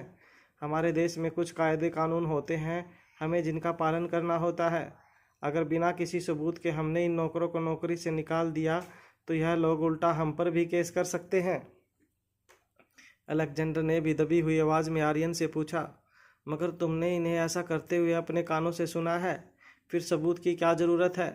अलेक्जेंडर की यह बात सुनकर आर्यन के अपने माथे पर अपना एक हाथ मारते हुए कहा, अरे हमें पता है कि वह लोग गलत हैं, मगर वह लोग हमारे पास गलत होने का सबूत मांग रहे हैं, क्योंकि वह तो उल्टा यही कहेंगे कि हम दोनों झूठ बोल रहे हैं और उन्होंने ऐसी कोई गलती की ही नहीं है, और हमें उनकी एजेंसी को सबूत दिखाना होगा, वरना उनकी एजेंसी उल्टा हम पर केस कर सकती है। इसलिए तुमसे कह रहा था कि कोई भी कदम उठाने से पहले हमें यहाँ 100 बार सोचना पड़ता है। आयुष ने अपनी बात आगे बढ़ाते हुए अनिका से कहा, भाभी आप बस मुझे वह सबूत दे दीजिए, फिर देखिए मैं इन लोगों की क्या हालत करता हूँ। इन लोगों को ऐसा सबक सिखाऊंगा कि यह लोग ज़िंदगी भर याद रखेंगे। अनिका खामोश खड़ी आयुष की सारी बातें सुनती रही। अनिका को चुपचाप खड़ा देखकर आयुष के चेहरे पर फिर से मुस्कान आ गई। आयुष ने अनिका से कहा, भाभी अब जल्दी से मुझे सबूत दिखा दीजिए ताकि मैं इन दोनों को अच्छा सबक सिखा सकूं। अब यह मत कहना कि आपके पास कोई सबूत नहीं है। आप जितनी समझदार और पढ़ी लिखी लड़की इस देश के कायदे कानून तो अच्छी तरह से जानती है। अगर हमने बिना सबूत के इन लोगों पर किसी भी तरह की एक्शन लेने की कोशिश की तो यह लोग अपनी एजेंसी के साथ मिलकर उल्टा हमारे ऊपर ही मुकदमा कर सकते हैं। और आप तो जानती हैं कि मारवा ख़ानदान पर मुकदमा करने का क्या मतलब है। इन लोगों की फ्री में पब्लिसिटी हो जाएगी और हमारे ख़ानदान की इज्जत पर हमारे दुश्मनों को दाग लगाने का मौका मिल जाएगा। मुझे उम्मीद है कि आपने यह कदम उठाने से पहले ज़रूर इन सब चीज़ों के बारे में सोच लिया होगा। अनिका अच्छी तरह से जानती थी कि आयुष उसे एक जाल में फंसाने की कोशिश कर रहा था। जब आयुष ने देखा कि अनिका अपनी जगह पर चुपचाप खड़ी आयुष को देखे जा रही थी, तब आयुष ने झूठ मूठ घबराने का नाटक करते हुए कहा, भाभी अब यह मत कहिएगा कि आपके पास कोई सबूत नहीं है, वरना यह लोग पता नहीं हमारे साथ क्या करेंगे। आयुष की बातें सुनकर दोनों नौकरों को भी आयुष का इशारा समझ में आ गया था। दोनों नौकर अपनी जगह से खड़े होते हुए आयुष को कहने लगे, देखिए सर, हमने ऐसा कुछ किया ही नहीं है जिसकी आप हमें इतनी बड़ी सज़ा दे रहे हैं। हम तो गार्डन में खड़े आपस में कुछ बात कर रहे थे कि मैडम अचानक ही आकर हम पर चिल्लाने लगी और हम पर पता नहीं क्यों इस तरह का झूठा इल्ज़ाम लगाने लगी, मगर हमने तो ऐसा कुछ कहा ही नहीं है। अगर आप लोगों ने सबूत नहीं दिखाए तो हम हमारी एजेंसी में आप लोगों की कंप्लेंट कर देंगे। आप जानते हैं कि लेबर लॉ आज हमारे देश में कितने खड़े हैं। हम अपने साथ नाइंसाफ़ी नहीं होने दे सकते। हम लोग गरीब हैं तो क्या हुआ, हम आपके खरीदे हुए गुलाम नहीं हैं। धीरे धीरे अलेक्जेंडर को नियम और कायदे कानून के बारे में काफ़ी सच्चाई पता लगने लगी थी। अलेक्जेंडर अब यह भी समझ चुका था कि आखिर अनिका दोनों नौकरों के साथ इतनी नरमी से क्यों पेश आ रही थी। आर्यन ने अलेक्जेंडर को समझाते हुए कहा, आयुष चाचा कई सालों से डैड की पोजीशन से जलते हैं और किसी न किसी बहाने से डैड को नीचा दिखाने की कोशिश करते हैं। अब उन्हें मौका मिला है कि वह मामा को सबके सामने नीचा दिखाकर सारे रिश्तेदारों के सामने यह साबित करे कि मॉम और डैड अपनी पोजीशन का कितना गलत फ़ायदा उठा रहे हैं। अब देखना तुम, धीरे धीरे यह बात पूरे फैमिली में आग की तरह फैल जाएगी कि मॉम ने गरीब नौकरों पर काफ़ी इनजस्टिस की है। अलेक्जेंडर को यह समझ नहीं आ रहा था कि एक ही परिवार के लोग होने के बावजूद कोई एक दूसरे को नीचा दिखाने के लिए इतना भी गिर सकता था। अलेक्जेंडर नहीं जानता था कि छोटी सी बात इतना बड़ा स्वरूप ले लेगी, मगर अलेक्जेंडर भी अब जानना चाहता था कि यह बात और कितनी आगे बढ़ने वाली थी। कुछ ही देर में घर के कुछ मेंबर्स नीचे जमा होने लगे। ऐसा लग रहा था जैसे आयुष ने पहले ही घर के कुछ मेंबर्स को नीचे बुला लिया था। आयुष चाहता था कि सबके सामने अनिका का तमाशा बनाया जाए। कुछ लोगों के आने के बाद धीरे धीरे घर के नौकर भी आसपास इकट्ठा होने लगे। घर के नौकरों में यह बात फैलाई गई थी कि अनिका आते ही नौकरों पर हुक्म चलाने लगी थी, और अभी तो अनिका की शादी भी नहीं हुई थी कि अनिका ने घर के नौकरों को बर्खास्त करना शुरू कर दिया था। नौकर यह जानना चाहते थे कि आखिर अनिका का असली रूप क्या था। सभी लोगों को आसपास जमा होते हुए देखकर आयुष के चेहरे पर मुस्कान आ गई। आयुष का मकसद पूरा होने वाला था। सबके सामने अनिका को बेइज्जत करके आयुष कहीं ना कहीं रोहित से बदला लेना चाहता था और लोगों के सामने यह साबित करना चाहता था कि रोहित अपने परिवार का कितना गलत इस्तेमाल कर रहा था। इन सब के बीच अनिका बिल्कुल खामोश अपनी जगह पर खड़ी हुई थी। उन दोनों नौकरों को विश्वास हो गया था कि किसी भी हालत में अब आयुष उनके साथ कुछ बुरा नहीं होने देगा। धीरे धीरे उनकी बॉडी लैंग्वेज बदलने लगी थी। उनके चेहरे पर कॉन्फिडेंस नज़र आने लगा था। मुकेश ने अनिका की आंखों में आंखें डालकर कहा, मैडम अब जल्दी बताइए आपके पास क्या सबूत है। अनिका ने मुकेश की आंखों में आंखें डालकर कहा, तुम इस तरह नहीं मानोगे। मारवा हाउस में नीचे चल रहे शोर शराबे की खबर देखते ही देखते पूरे घर में फैल गई थी। धीरे धीरे करके घर के सारे नौकर और फैमिली मेंबर्स भी नीचे जमा होने लगे थे। यह बात आग की तरह फैल गई थी कि अनिका ने शादी से पहले ही घर पर कब्जा जमा लिया था और घर के 3 साल पुराने नौकर को बिना किसी कारण नौकरी से निकाल दिया था। घर के सारे नौकर इसलिए जमा हुए थे क्योंकि अब उन्हें अपनी नौकरी को लेकर काफ़ी इनसिक्योरिटी महसूस हो रही थी। नई मालकिन अनिका के स्वभाव के बारे में पता चलते ही सारे नौकर एक साथ खड़े होने में ही अपनी बेहतरीन समझने लगे थे। वह जानते थे कि आज अगर उन्होंने अपने साथी नौकरों का साथ नहीं दिया तो भविष्य में अनिका धीरे धीरे घर के सभी नौकरों के साथ इसी तरह का बर्ताव करने लगेगी। मारवा हाउस के फैमिली मेंबर्स को अब यह डर सताने लगा था कि अनिका घर में अब दादी माँ की जगह लेना चाहती थी। सभी लोग अब यह तक जान चुके थे कि दादी माँ काफ़ी बूढ़ी हो चुकी थी और किसी न किसी दिन घर की सारी जिम्मेदारियां वह घर की किसी बहू के हाथ में सौंपने वाली थी। और सभी लोग यह बात भी अच्छी तरह से जानते थे कि अनिका बहुत जल्द रोहित के साथ शादी करने वाली थी।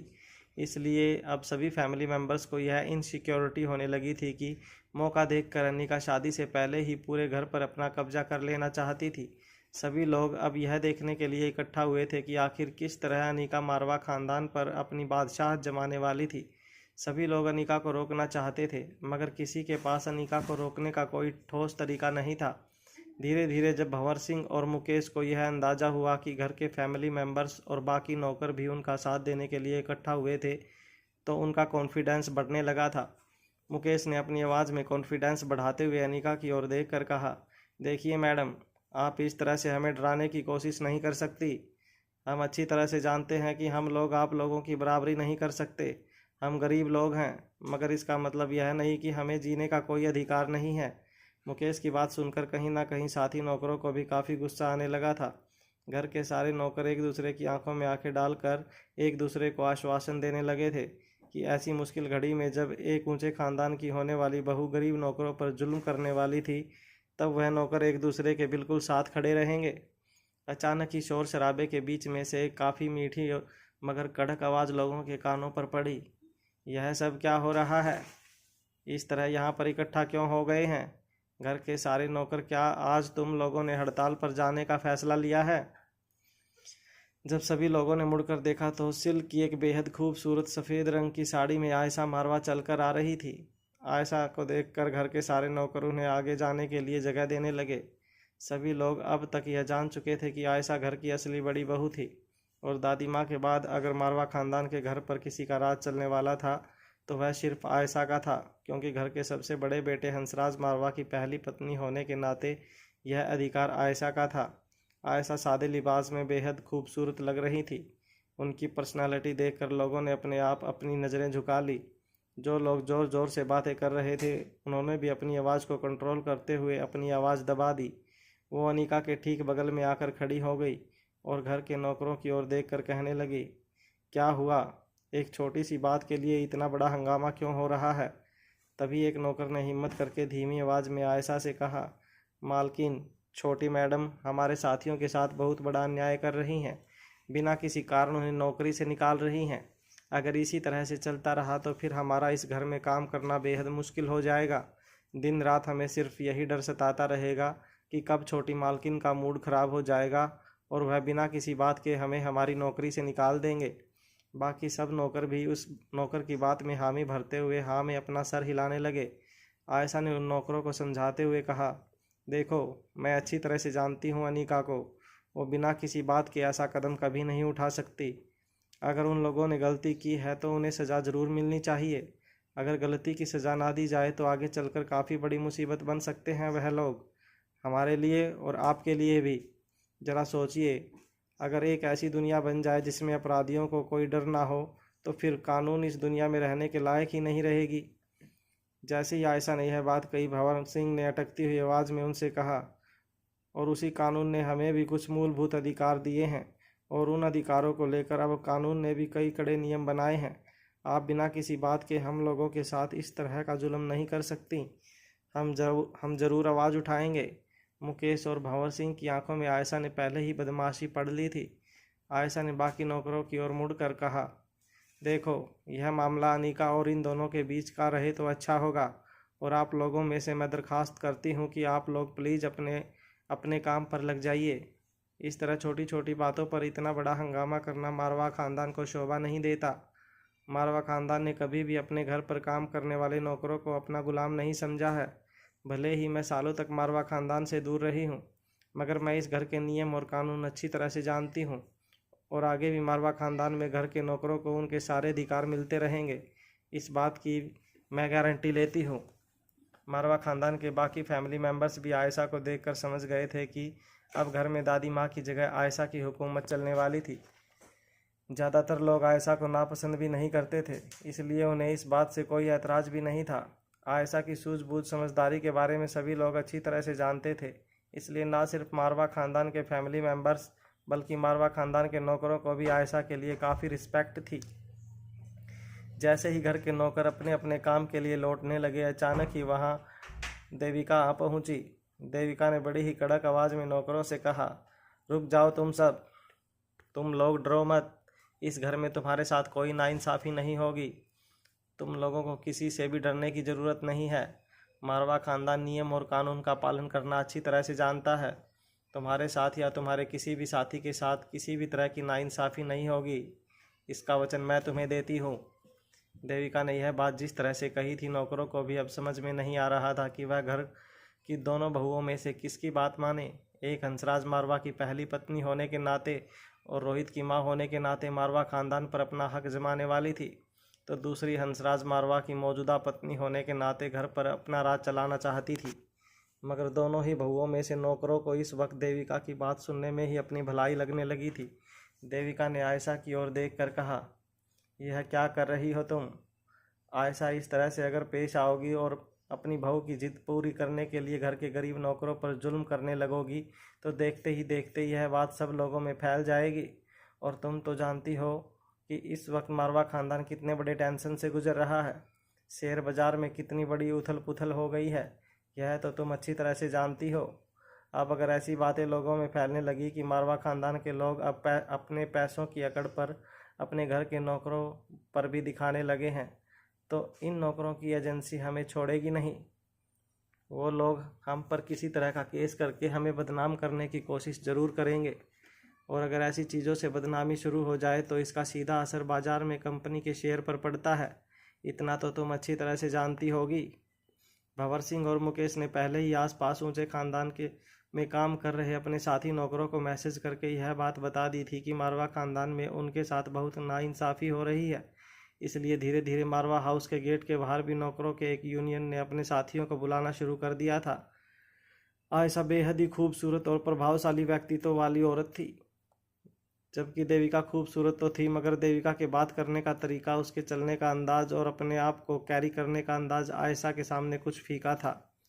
अगर दोनों की तुलना की जाए तो देविका ने ज़रूर काफ़ी महंगे कपड़े और ऑर्नामेंट्स पहन रखे थे और आयशा काफ़ी सादे लिबास में थी। ना ही आयशा ने अपने शरीर पर किसी भी तरह के जेवरात पहन रखे थे, मगर फिर भी आयशा की पर्सनैलिटी देविका से काफ़ी ज़्यादा इम्प्रेसिव लग रही थी। देविका खुद भी यह बात अच्छी तरह जानती थी और कहीं ना कहीं यह बात देविका के दिल में तीर की तरह चुभ भी रही थी। अपनी आवाज़ में थोड़ी नरमी लाते हुए देविका ने आयशा से कहा, देखो, अगर अपनी बहू की हर नाजायज़ जिद पूरी करके तुम रोहित के दिल में जगह बनाना चाहती हो तो तुम ही बहुत गलत कर रही हो। अगर इस तरह अनिका ने लोगों के साथ बर्ताव करना शुरू कर दिया तो देखते ही देखते इस मारवा हाउस की नींव बहुत बुरी तरह से हिल जाएगी। सालों से जो परंपरा और प्रतिष्ठा मारवा हाउस की रही है वह कुछ ही मिनटों में मिट्टी में मिल जाएगी।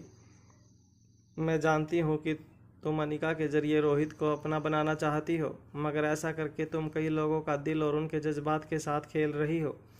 क्या इस घर पर बादशाहत कायम करना ही तुम्हारा मकसद है? तो चलो, मैं पीछे हटने के लिए तैयार हूँ, मगर इस तरह से अपनी आंखों के सामने मैं लोगों के साथ अत्याचार होते हुए नहीं देख सकती। सभी लोग अच्छी तरह से जानते थे कि रोहित और हंसराज के बीच एक छोटी सी जंग छिड़ गई थी। कंपनी के शेयर्स के जरिए बाप और बेटा कंपनी पर अपनी पकड़ मजबूत करने की जंग में जुट गए थे।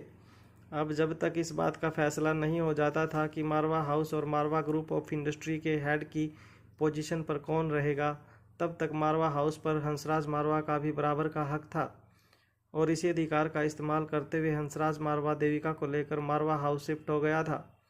मगर इस तरह आयशा और देविका अचानक ही सामने सामने आ जाएंगे, यह बात किसी ने सोची नहीं थी। देविका की बात का जवाब देते हुए आयशा ने कहा, तुमसे किसने कह दिया कि अनिका ने कोई नाइंसाफ़ी की है? बिना बात जाने तुम यह सब कैसे कह सकती हो घर के नौकरों को? हालांकि इस वक्त नौकरों को देविका की बात सही लग रही थी, क्योंकि देविका उनकी वकालत कर रही थी, मगर सभी लोग यह भी जानना चाहते थे कि आखिर अनिका और उन दोनों नौकरों के बीच ऐसा क्या हुआ था कि अनिका ने उनके खिलाफ इतनी बड़ी एक्शन ले ली थी। यह सारा हंगामा देखकर दोनों नौकरों के पास खड़ा आयुष्मान ही मन मजे ले रहा था। आयुष का मकसद उसे पूरा होता हुआ नजर आ रहा था। आयुष ने सबके सामने रोहित और अनिका को नीचा दिखाने की कोई कसर नहीं छोड़ी थी। लोगों की नज़र में अब यह डर दिखाई देने लगा था कि अगर इसी तरह रोहित अपनी जिद पर अड़ा रहा तो बहुत जल्द मारवा खानदान 2 हिस्सों में बंट जाएगा, और अगर ऐसा हुआ तो घर को संभालना बेहद मुश्किल हो जाएगा। आयुष ने झूठ मूठ के इमोशंस दिखाते हुए आयशा और देविका के पास जाकर कहा, देखिए, एक छोटी सी बात को बहुत बड़ा बनाया जा रहा है। मैंने तो सिर्फ होने वाली भाभी से इतना पूछा था कि अगर इन दोनों ने कोई गलती की है तो मुझे सबूत दिखा दीजिए, मैं इनके खिलाफ कड़ी से कड़ी कार्रवाई करूँगा। मगर भाभी जी सबूत देने को राजी ही नहीं है, और अगर भाभी के पास कोई सबूत नहीं है तो हम चाहकर भी इनके खिलाफ कोई एक्शन नहीं ले सकते। तभी सभी के कानों पर अनिका की आवाज़ पड़ी, किसने कहा मेरे पास कोई सबूत नहीं है? अनिका की बात सुनते ही अचानक ही घर के सारे नौकर हैरान रह गए। मुकेश और भंवर सिंह भी हैरानी से एक दूसरे को देखने लगे। अचानक ही जो शोर मच रहा था वह बिल्कुल शांत हो गया। सबकी नज़रें अब अनिका पर टिकी हुई थी।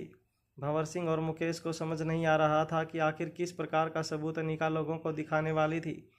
वह लोग यह बात अच्छी तरह से जानते थे कि हालांकि मारवा हाउस के हर कोने में सीसीटीवी कैमरा लगाए गए थे, मगर उन दोनों ने जो भी बातें कही थी सीसीटीवी कैमरा की फुटेज के जरिए वह सुन पाना नामुमकिन था। फिर अनिका कौन से सबूत की बात कर रही थी? सोच सोच कर वह दोनों नौकर परेशान होने लगे। उनके ठीक बगल में खड़ा आयुष भी अपनी आंखें बड़ी करके उन दोनों की ओर देखने लगा। आयुष आंखों के इशारे से उन्हें पूछना चाहता था कि अनिका के पास कौन से सबूत थे, मगर भंवर सिंह और मुकेश दोनों खुद अनिका की बात सुनकर हैरान थे। उन्हें खुद भी आयुष की बात का जवाब नहीं पता था। अनिका अगर सबके सामने सबूत रख देती तो इससे देविका की भी काफ़ी बेइज्जती होने वाली थी। इसलिए देविका टकती हुई आवाज़ में अनिका से पूछने लगी, अगर तुम्हारे पास सबूत है तो हम सबको दिखाओ। आखिर इन दोनों ने ऐसा किया क्या है जिसकी वजह से इतना बड़ा हंगामा खड़ा हो गया है? जैसे ही देविका ने यह बात कही, अनिका ने मारवा हाउस की एक सीनियर मेंबर के हाथ में अपना फ़ोन रखा और एक रिकॉर्डिंग शुरू कर दी।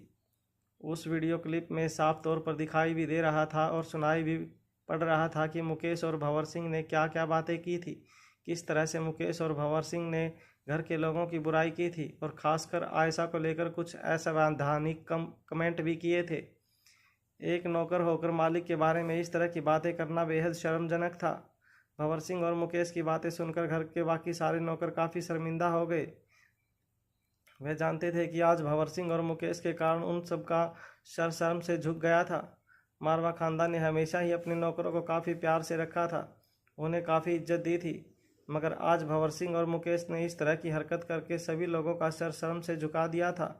फिर वह वीडियो फुटेज लोगों को दिखाई गई जिसमें वह दोनों आयशा के बारे में इस तरह की बातें कर रहे थे, और साथ ही साथ 2 दिन पहले की वह फुटेज भी अनिका ने सभी लोगों को दिखाई जिसमें वह दोनों अलेक्जेंडर आर्यन के बारे में बेतुकी बातें कर रहे थे।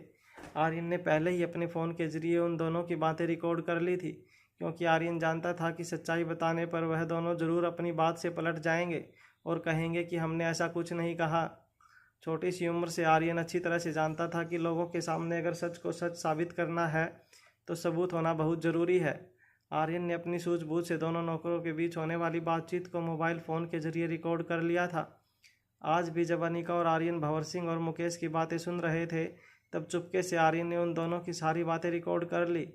जब अनिका को दोनों नौकरों पर गुस्सा आया और वह उन्हें रोकने के लिए आगे बढ़ी, तब आर्यन ने अनिका को ऐसा करने से रोक लिया था, और जब तक पूरे सबूत आर्यन के हाथ नहीं लगे अनिका बिल्कुल खामोश रही।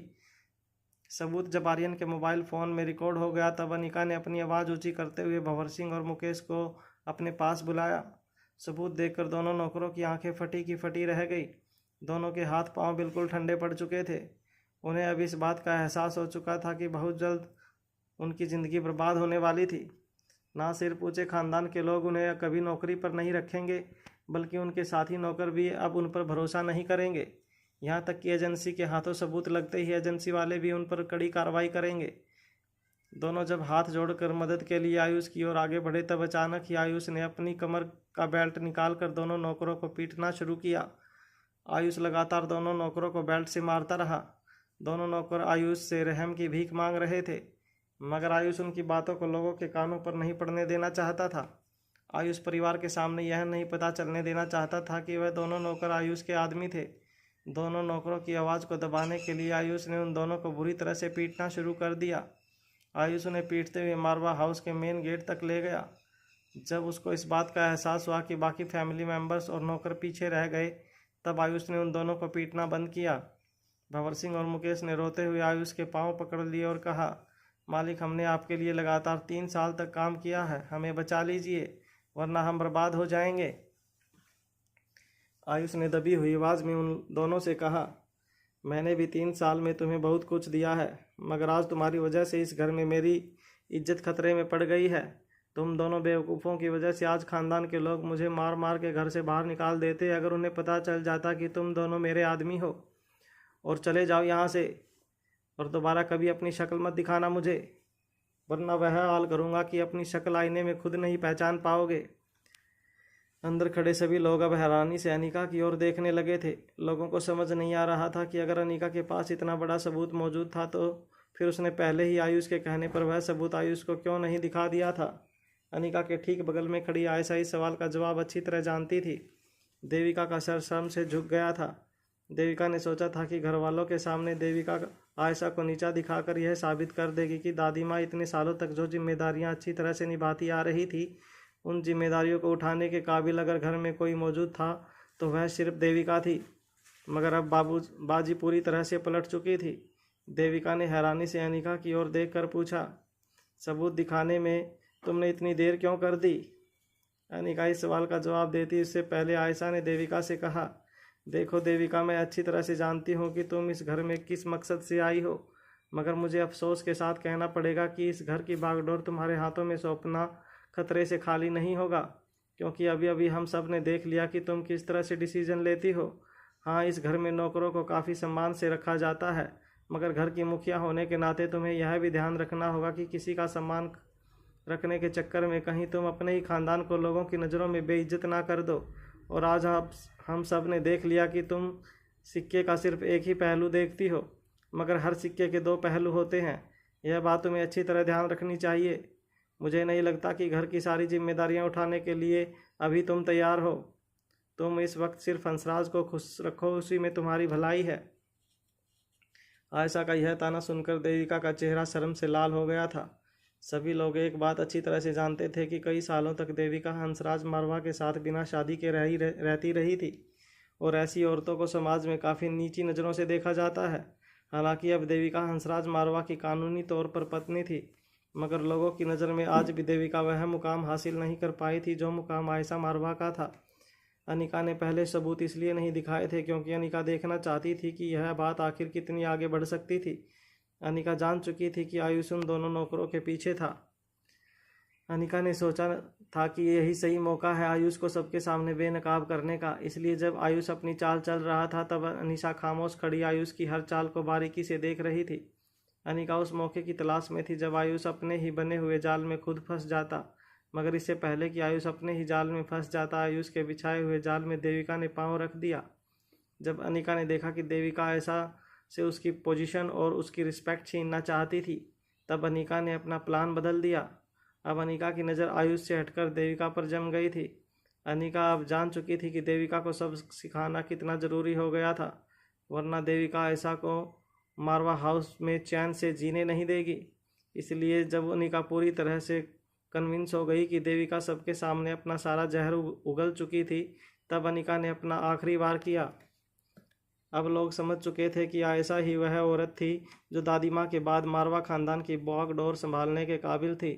आयशा मारवा ने सूझबूझ से न सिर्फ खानदान की इज्जत और आबरू बचाई थी, बल्कि घर के नौकरों को भी यह बता दिया था कि वफादारी का इनाम प्यार होगा, मगर एहसान फरामोशी की सज़ा ज़रूर मिलेगी। घर की बाकी औरतों के सामने देविका का कदम बिल्कुल छोटा पड़ चुका था। देविका किसी भी बहाने से वहाँ से निकलना चाहती थी, मगर जैसे ही देविका ने बहाना बनाते हुए वहाँ से जाने की कोशिश की, आयशा ने उसे रोकते हुए कहा, वैसे तुम्हें इस घर में किसी भी तरह की तकलीफ़ हो तो मुझसे कहना, तुम्हारी हर तकलीफ़ दूर कर दी जाएगी। आखिर घर आए मेहमानों की देखभाल करना अब मेरी जिम्मेदारी है। वहाँ गेट के पास खड़े आयुष ने कुछ पैसे देकर उन दोनों नौकरों को मारवा हाउस से रफा दफा कर दिया। आयुष अच्छी तरह से जानता था कि अगर उन दोनों ने किसी के सामने अपनी ज़बान खोली तो आयुष के लिए काफ़ी महंगा पड़ सकता था। आयुष हमेशा से चाहता रहा था कि किसी तरह वह रोहित को लोगों की नज़रों में नीचा दिखाए, ताकि लोगों को यह लगे कि रोहित कंपनी और परिवार की बागडोर संभालने के लायक नहीं है। आयुष कई सालों से रोहित की गद्दी पर बैठने के ख्वाब देख रहा था। जब भी आयुष को लगता कि वह अपने मकसद की ओर एक कदम आगे बढ़ रहा था, तब अचानक ऐसा कुछ होता कि वो कुछ और कदम पीछे हटने पर मजबूर हो जाता था। आज भी वही हुआ था। आयुष ने अपने दोनों हाथ कमर पर रख दिए। आयुष समझ नहीं पा रहा था कि आखिर किस्मत उसका साथ क्यों नहीं दे रही थी। हर बार जब भी उसे ऐसा लगता है कि वह रोहित को इस खेल में पछाड़ने के बेहद करीब था, तभी बाजी पलट जाती और रोहित बिना खेल में उतरे ही जीत जाता। आज रोहित की जीत अनिका की वजह से हुई थी। आयुष मारवा हाउस में 6th फ्लोर पर बनी रोहित की पर्सनल ऑफिस की ओर कुछ देर तक देखता रहा। आयुष को कांच की खिड़की से रोहित की परछाई नजर आ रही थी। आयुष लगातार रोहित की परछाई को देखता रहा। तभी आयुष का एक कज़न उसके पास आया और कहने लगा, क्या हुआ, कहाँ नज़रें टिकाए हुए हो? आयुष ने उसकी बात को पूरी तरह से इग्नोर कर दिया और लगातार रोहित की परछाई की ओर देखता रहा। उस कज़न ने आयुष के कंधे पर हाथ रखकर कहा, अरे भाई शांत हो जाओ, इतना आसान नहीं है वहाँ तक पहुँचना। तुम भी कभी कभी हद करते हो यार। कभी कभी मुझे तुम्हारे लिए बहुत फिक्र होती है। ख्वाब ऐसे देखा करो जिन्हें पूरा करना तुम्हारे बस में हो। ऐसे ख्वाब मत देखो जो तुम पूरे ही ना कर सको। इससे तुम्हारी ज़िंदगी पर बहुत बड़ा असर पड़ सकता है। अरे इतना कुछ तो दिया है ऊपर वाले ने तुम्हें, तुम और ज़्यादा पाने की जिद लिए बैठे हो। आयुष ने अपनी कज़न की आंखों में आंखें डालकर कहा, जिस इंसान को भूख ना लगती हो समझो वह मरा हुआ है, और मैं अभी ज़िंदा हूँ और मेरी भूख भी ज़िंदा है। बस मेरी समझ में यह नहीं आ रहा है कि ऊपर वाले ने सारी की सारी किस्मत इस रोहित को क्यों दे रखी है। पहले ही उसके पास सब कुछ था, अब इतनी खूबसूरत और समझदार बीवी मिल गई है उसे। पता नहीं दोनों मिलकर इस घर का क्या करेंगे, मगर बहुत जल्द इन दोनों की ज़िंदगी में कुछ ऐसा होने वाला है जो देखकर दुनिया दंग रह जाएगी। गार्डन के पास जमा हुए लोग धीरे धीरे अपने अपने काम पर लगने लगे।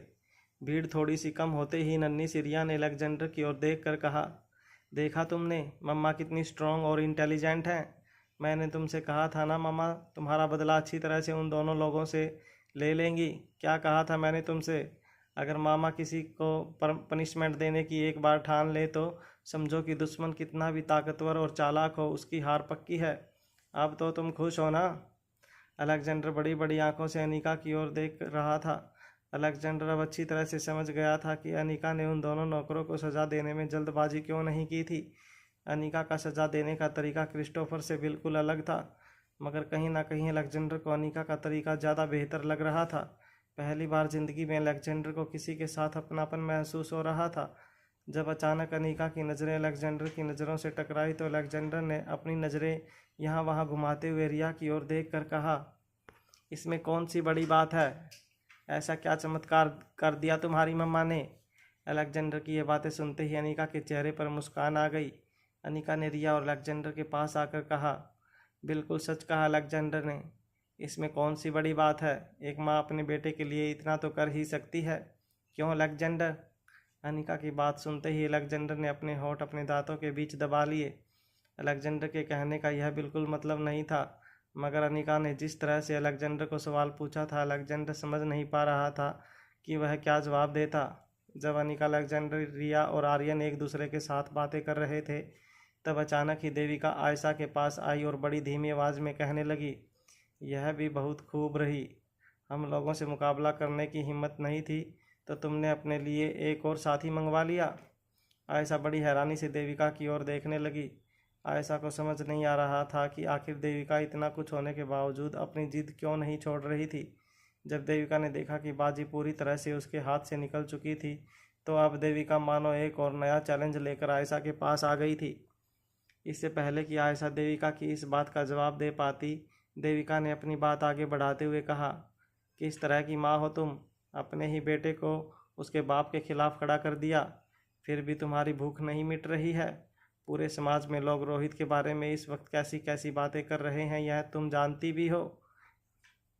तुम्हें इससे कोई फ़र्क पड़ता है या नहीं? लोग कह रहे हैं कि जहां बेटे को अपने बाप का सहारा बनना चाहिए था, वहां एक बेटा आज के ज़माने में ऐसा भी है जो अपने ही बाप के खिलाफ खड़ा हो गया है। दौलत और पावर के चक्कर में रोहित ने बाप बेटे के संबंध को भी ताक पर रख दिया है। मगर आयशा, अगर मैं सच कहूँ तो इसमें रोहित की कोई गलती नहीं है। बाप और बेटे के बीच इस वक्त जो कुछ भी हुआ है, जो भी दीवार खड़ी हुई है, उन सब की वजह तुम हो। तुम्हारी वजह से यह घर बहुत जल्दी 2 हिस्सों में बढ़ जाएगा।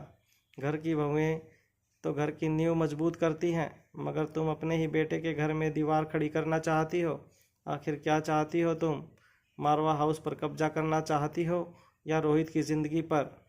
देविका पूरी बात सुनने के बाद आयशा ने अपने चेहरे पर हल्की सी मुस्कान के साथ देविका को कहा, क्या हुआ तुम्हें? कोई साथी नहीं मिला इसलिए जलन हो रही है?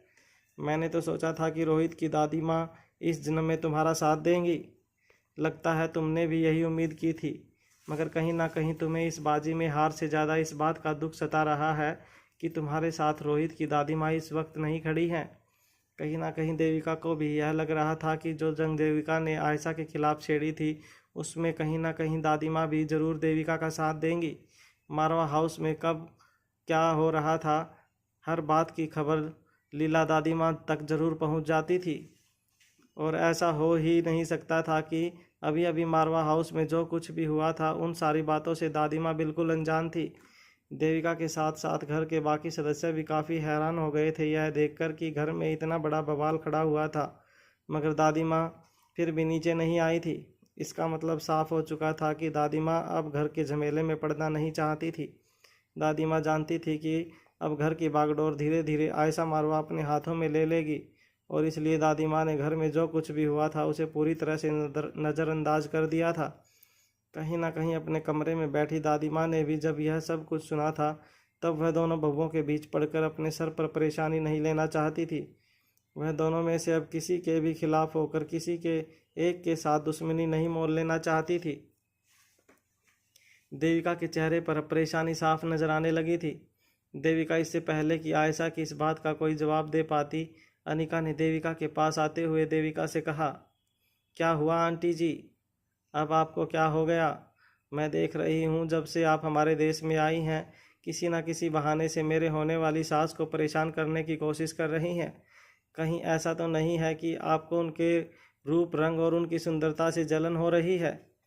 वैसे एक बात कहूँ, जब मैंने इन्हें पहली बार देखा था तब मुझे भी लगा था कि अगर कुदरत ने किसी औरत को सुंदरता दी हो तो एक हम उम्र होने के नाते शायद आपको इनसे जलन हो रही हो, मगर क्या कर सकते हैं, कुदरत भी उन्हीं का साथ देती है जो कुदरत की रिस्पेक्ट करना जानते हैं। अनिका की बात देविका को तीर की तरह चुभी थी। खुद आयशा भी नहीं चाहती थी कि अनिका आयशा के लिए देविका के साथ अपने संबंध बिगाड़ती रहे। आयशा जानती थी कि देविका कितनी खतरनाक औरत थी, और आयशा अनिका को इन सब बातों से दूर ही रखना चाहती थी। मगर इससे पहले कि आयशा अनिका को रोक पाती, अनिका ने अपनी बात पूरी कर ली थी। अनिका की बात पूरी होते ही देविका ने आयशा की ओर देखकर कहा, बहुत खूब, तुम दोनों को लग रहा है कि तुम दोनों के पास रोहित का साथ है, इसलिए तुम मेरे साथ जो चाहे कर सकती हो, मगर यह मत भूलो कि अभी फैसला नहीं हुआ है कि आगे चलकर मारवा खानदान और मारवा ग्रुप ऑफ इंडस्ट्री के हेड की पोजीशन पर कौन बैठेगा। और तुम दोनों को शायद यह जानकर बिल्कुल खुशी नहीं होगी कि बाप बेटे की रेस में इस वक्त बाप बेटे से कहीं ज़्यादा आगे निकल चुके हैं। बहुत जल्दी कंपनी के ज़्यादातर शेयर अपने नाम पर करके कंपनी और घर पर उसके असली वारिस का अधिकार होगा। उस वक्त मैं तुम दोनों की शक्ल देखना चाहूँगी, जब मेरे कहने पर यही घर के नौकर तुम दोनों को धक्के मार कर घर से बाहर निकालेंगे। देविका की ये धमकी भरी बातें सुनकर अनिका ने बड़ी ही धीमी आवाज़ में देविका से कहा, सपने देखना अच्छी बात है, मगर इस वक्त आपका टाइम ख़राब है। मेरा मतलब है कि यह वक्त सही नहीं है सपने देखने के लिए। बाहर अभी उजाला फैला हुआ है, ज़रा सूरज के ढलने का इंतज़ार तो कीजिए। अनिका की ऐसी बातों पर मुस्कुराते हुए देविका ने कहा, मुझे पता नहीं था रोहित ने एक डॉक्टर के साथ साथ एक राइटर को भी पसंद किया है, मगर तुम दोनों के चेहरे की मुस्कान अभी कुछ मिनटों में गायब कर दूंगी मैं। तुम दोनों को एक बड़ी ब्रेकिंग न्यूज़ सुनानी है, और वह यह है कि अक्षय वर्मा ने अब हंसराज मारवा का साथ देना पसंद कर लिया है। बहुत जल्द वह दोनों मिलकर रोहित के साथ साथ तुम दोनों को भी इस घर के सारे अधिकारों से बेदखल कर देंगे। उसके बाद मुझे यह सारी बातें सुनाना। मुझे रीडिंग का काफ़ी शौक़ है। तुम्हारी कुछ कुछ बातें वाकई में बहुत अच्छी हैं, जो मैंने पहले कभी किसी किताब में नहीं पढ़ी। तुम्हारी आज वाली बात मैं ज़रूर याद रखूँगी, मगर तुम दोनों भी मेरी बात अच्छी तरह से याद रखना। कुछ ही दिनों का वक्त है तुम दोनों के पास, जितना जी चाहे मेल जोल बढ़ा लो, मगर तुम दोनों को इसका कोई फ़ायदा नहीं होगा, इस बात की मैं गारंटी देती हूँ। यह कहने के बाद देविका बड़े ही एटीट्यूड से वहाँ से चली गई। अनिका ने मुस्कुराते हुए आयशा के कंधे पर हाथ रखा, मगर आयशा के चेहरे पर परेशानी साफ नज़र आ रही थी। आयशा ने देविका की आंखों में पढ़ लिया था कि देविका और हंसराज जरूर कोई बड़ी प्लानिंग कर रहे थे। वहाँ अपनी पर्सनल ऑफिस में बैठे रोहित को उसके एक स्टाफ ने नीचे जो कुछ भी चल रहा था उसके बारे में सारी डिटेल बताई। सब कुछ सुनने के बाद रोहित के चेहरे पर मुस्कान आ गई। रोहित को अब अनिका के लिए प्यार और सम्मान और भी ज़्यादा बढ़ने लगा था। जब रोहित को इस बात का एहसास हुआ कि देविका और आयशा के बीच में जो जंग छिड़ चुकी थी उसमें अनिका पूरी तरह से आयशा के साथ थी, तब रोहित को यकीन हो गया कि वह सचमुच दुनिया का सबसे खुशकिस्मत इंसान था। मन ही मन रोहित ने यह भी सोच लिया था कि अगर आज उसकी ज़िंदगी से तमाम रुपए, पैसे और दौलत चले जाते तब भी वह अपनी ज़िंदगी अपने परिवार के साथ खुशी खुशी बिता सकता था। रोहित का सपना बहुत जल्द पूरा होने वाला था। रोहित का परिवार हंसी खुशी एक साथ रहने वाला था। तभी अचानक रोहित के मोबाइल पर एक प्राइवेट नंबर फ्लैश होने लगा। जब रोहित ने कॉल रिसीव किया तब अक्षय वर्मा की आवाज़ रोहित के कानों पर पड़ी। अक्षय वर्मा ने रोहित से कहा, क्या तुम्हें डर नहीं लगता कि तुमसे तुम्हारी दौलत हमेशा हमेशा के लिए छीन ली जाएगी? रोहित ने अपने हाथों की मुट्ठियां कसते हुए, मुझसे मेरी दौलत कोई नहीं छीन सकता। रोहित का जवाब सुनते ही फ़ोन पर अक्षय ने अपनी आवाज़ तेज़ करते हुए कहा, तुम अभी छोटे हो, नादान हो, कुछ नहीं समझते। अगर इसी तरह ओवर कॉन्फिडेंस में जीते रहे तो वह दिन दूर नहीं जब तुम और तुम्हारी माँ सड़क पर आ जाओगे। तुम्हारा साथ देने वाला कोई नहीं होगा। अभी भी वक्त है, सुधर जाओ। तुम्हें पता नहीं तुम कितनी बड़ी मुसीबत में फंसने वाले हो। रोहित ने अक्षय की यह बात सुनते ही उससे कहा, अच्छा तो बताइए कौन है वह जो मुझे मुसीबत में डालना चाहता है? अक्षय के लिए अब रोहित का एटीट्यूड बर्दाश्त से बाहर होने लगा था। अक्षय ने अपनी आवाज़ और तेज़ करते हुए कहा, वो लोग कौन हैं? वह जब तुम्हें पता चलेगा तो तुम्हारे होश उड़ जाएंगे। क्या तुमने कभी इंपीरियल ग्रुप का नाम सुना है? इंपीरियल ग्रुप का नाम सुनते ही रोहित के चेहरे पर मुस्कान आ गई। रोहित ने अक्षय की बात का जवाब देते हुए कहा, नहीं, मैंने इस ग्रुप के बारे में कभी नहीं सुना। क्या यह ग्रुप कोई T20 टीम की ओनर है? अक्षय ने अपनी आवाज़ ऊंची करते हुए कहा, चुप हो जाओ, यह कोई मजाक करने का वक्त नहीं है। मेरी तो यह समझ में नहीं आ रहा है कि इतने साल तुमने मारवा ग्रुप ऑफ कंपनी को किस तरह से संभाल रखा हुआ है। इतनी बड़ी पोजीशन पर बैठे हो, इतने सारे पावर हैं तुम्हारे हाथ में, मगर फिर भी इंपीरियल ग्रुप के बारे में कुछ नहीं जानते। यह ग्रुप एक ऐसा ग्रुप है जिसमें सिर्फ 12 लोग मौजूद हैं, मगर उन 12 लोगों के हाथ में पूरी दुनिया की इकोनॉमी है। यह कोई गुंडा राज नहीं चलाते, बल्कि अपनी अकल और सूझबूझ से अपने पावर का इस्तेमाल करके कई देशों की, या यूं कहो कि पूरे वर्ल्ड की इकोनॉमी को अपने काबू में रखते हैं। पर मैं तुम्हें बता देना चाहता हूं कि अब तुम्हारी सीधी टक्कर इस ग्रुप से होने वाली है। तुम्हारी नासमझी और बेवकूफ़ी की वजह से तुम और तुम्हारी माँ कुछ ही मिनटों में बर्बाद हो सकते हो। तुम अपने आप को दिल्ली का राजा समझते हो, मगर इन लोगों के सामने तुम्हारी हैसियत बिल्कुल एक चींटी जितनी है। वह जब चाहें तुम्हें मसल कर रख देंगे। अगर तुम्हें बचना है तो किसी भी तरह इस इंपीरियल ग्रुप के मेंबर बन जाओ, वरना बहुत जल्द तुम पर बहुत बड़ी मुसीबत आ सकती है। अक्षय की यह बात गौर से सुनने के बाद अचानक ही रोहित के होश उड़ गए। अक्षय की बातों में एक ऐसा राज दबा था जो रोहित ने अक्षय के बिना कहे ही समझ लिया था। रोहित को अक्षय की बातें सुनकर यह अंदाज़ा लग गया था कि कहीं ना कहीं अक्षय रोहित को इस मुसीबत से बाहर निकालने का रास्ता दिखा रहे थे। पहले ही उनकी आवाज़ काफ़ी कड़क थी और उनका मिजाज काफ़ी गर्म था, मगर रोहित भी काफ़ी शातिर और चालाक बिजनेसमैन था। अपने क्लाइंट्स की आवाज़ में हो रही वाइब्रेशंस को देखकर रोहित समझ जाता था कि सामने बैठा आदमी किस मकसद से रोहित के पास आया था। आज अक्षय की आवाज़ से रोहित को यह महसूस हो गया था कि कहीं ना कहीं अक्षय रोहित और आयशा को बचाने की कोशिश कर रहा था। अक्षय तरह तरह की धमकियां देकर रोहित को डराने की कोशिश कर रहा था। ऐसे में अक्षय ने एक ऐसी बात कही जिसे सुनकर रोहित हैरान रह गया। अक्षय ने रोहित से कहा, अगर तुम इसी तरह अपनी अकड़ में रहे तो देख लेना बहुत जल्द अपनी दौलत के साथ साथ अपनी ज़िंदगी के प्यार को भी तुम खो दोगे। देख लेना बहुत जल्द अनिका भी तुम्हें छोड़कर चली जाएगी। अक्षय की यह बात रोहित की समझ के बाहर थी, मगर फिर भी अक्षय की बातों का जवाब देते हुए रोहित ने कहा, नहीं, ऐसा कभी नहीं होगा। अक्षय ने रोहित के कॉन्फिडेंस को देखते हुए कहा, हर चीज़ में इतना कॉन्फिडेंस अच्छा नहीं है। तुम नहीं जानते कि दौलत लुट जाने पर तुम्हारे साथ क्या हो सकता है। जो लड़की इस वक्त हर कदम पर तुम्हारे साथ खड़ी है, जिस दिन उसे पता चलेगा कि तुम एक कंगाल आदमी हो, तब तुम्हारे दिल को ठोकर मार कर वह तुम्हारी ज़िंदगी से हमेशा हमेशा के लिए चली जाएगी। रोहित ने बड़े ही आराम से मुस्कुराते हुए इस बात का जवाब देते हुए कहा, दुनिया में पैसा ही सब कुछ नहीं होता, प्यार और विश्वास भी कोई चीज़ होती है। धीरे धीरे रोहित अक्षय की दुखती नस दबाने लगा था। अक्षय अपने दिल में दर्द महसूस करने लगा था। अक्षय ने रोहित की इस बात का जवाब देते हुए कहा, यह सब फिलॉसफी तुम मुझे मत सिखाओ। यह मत भूलो कि तुम अभी उम्र में और तजुर्बे में मुझसे कई साल पीछे हो। रोहित ने अक्षय से अचानक पूछा, देखिए मैं अच्छी तरह से जानता हूँ कि आप मुझसे और मेरी माँ से नफरत नहीं करते, फिर यह सब ढोंग करने की क्या ज़रूरत है।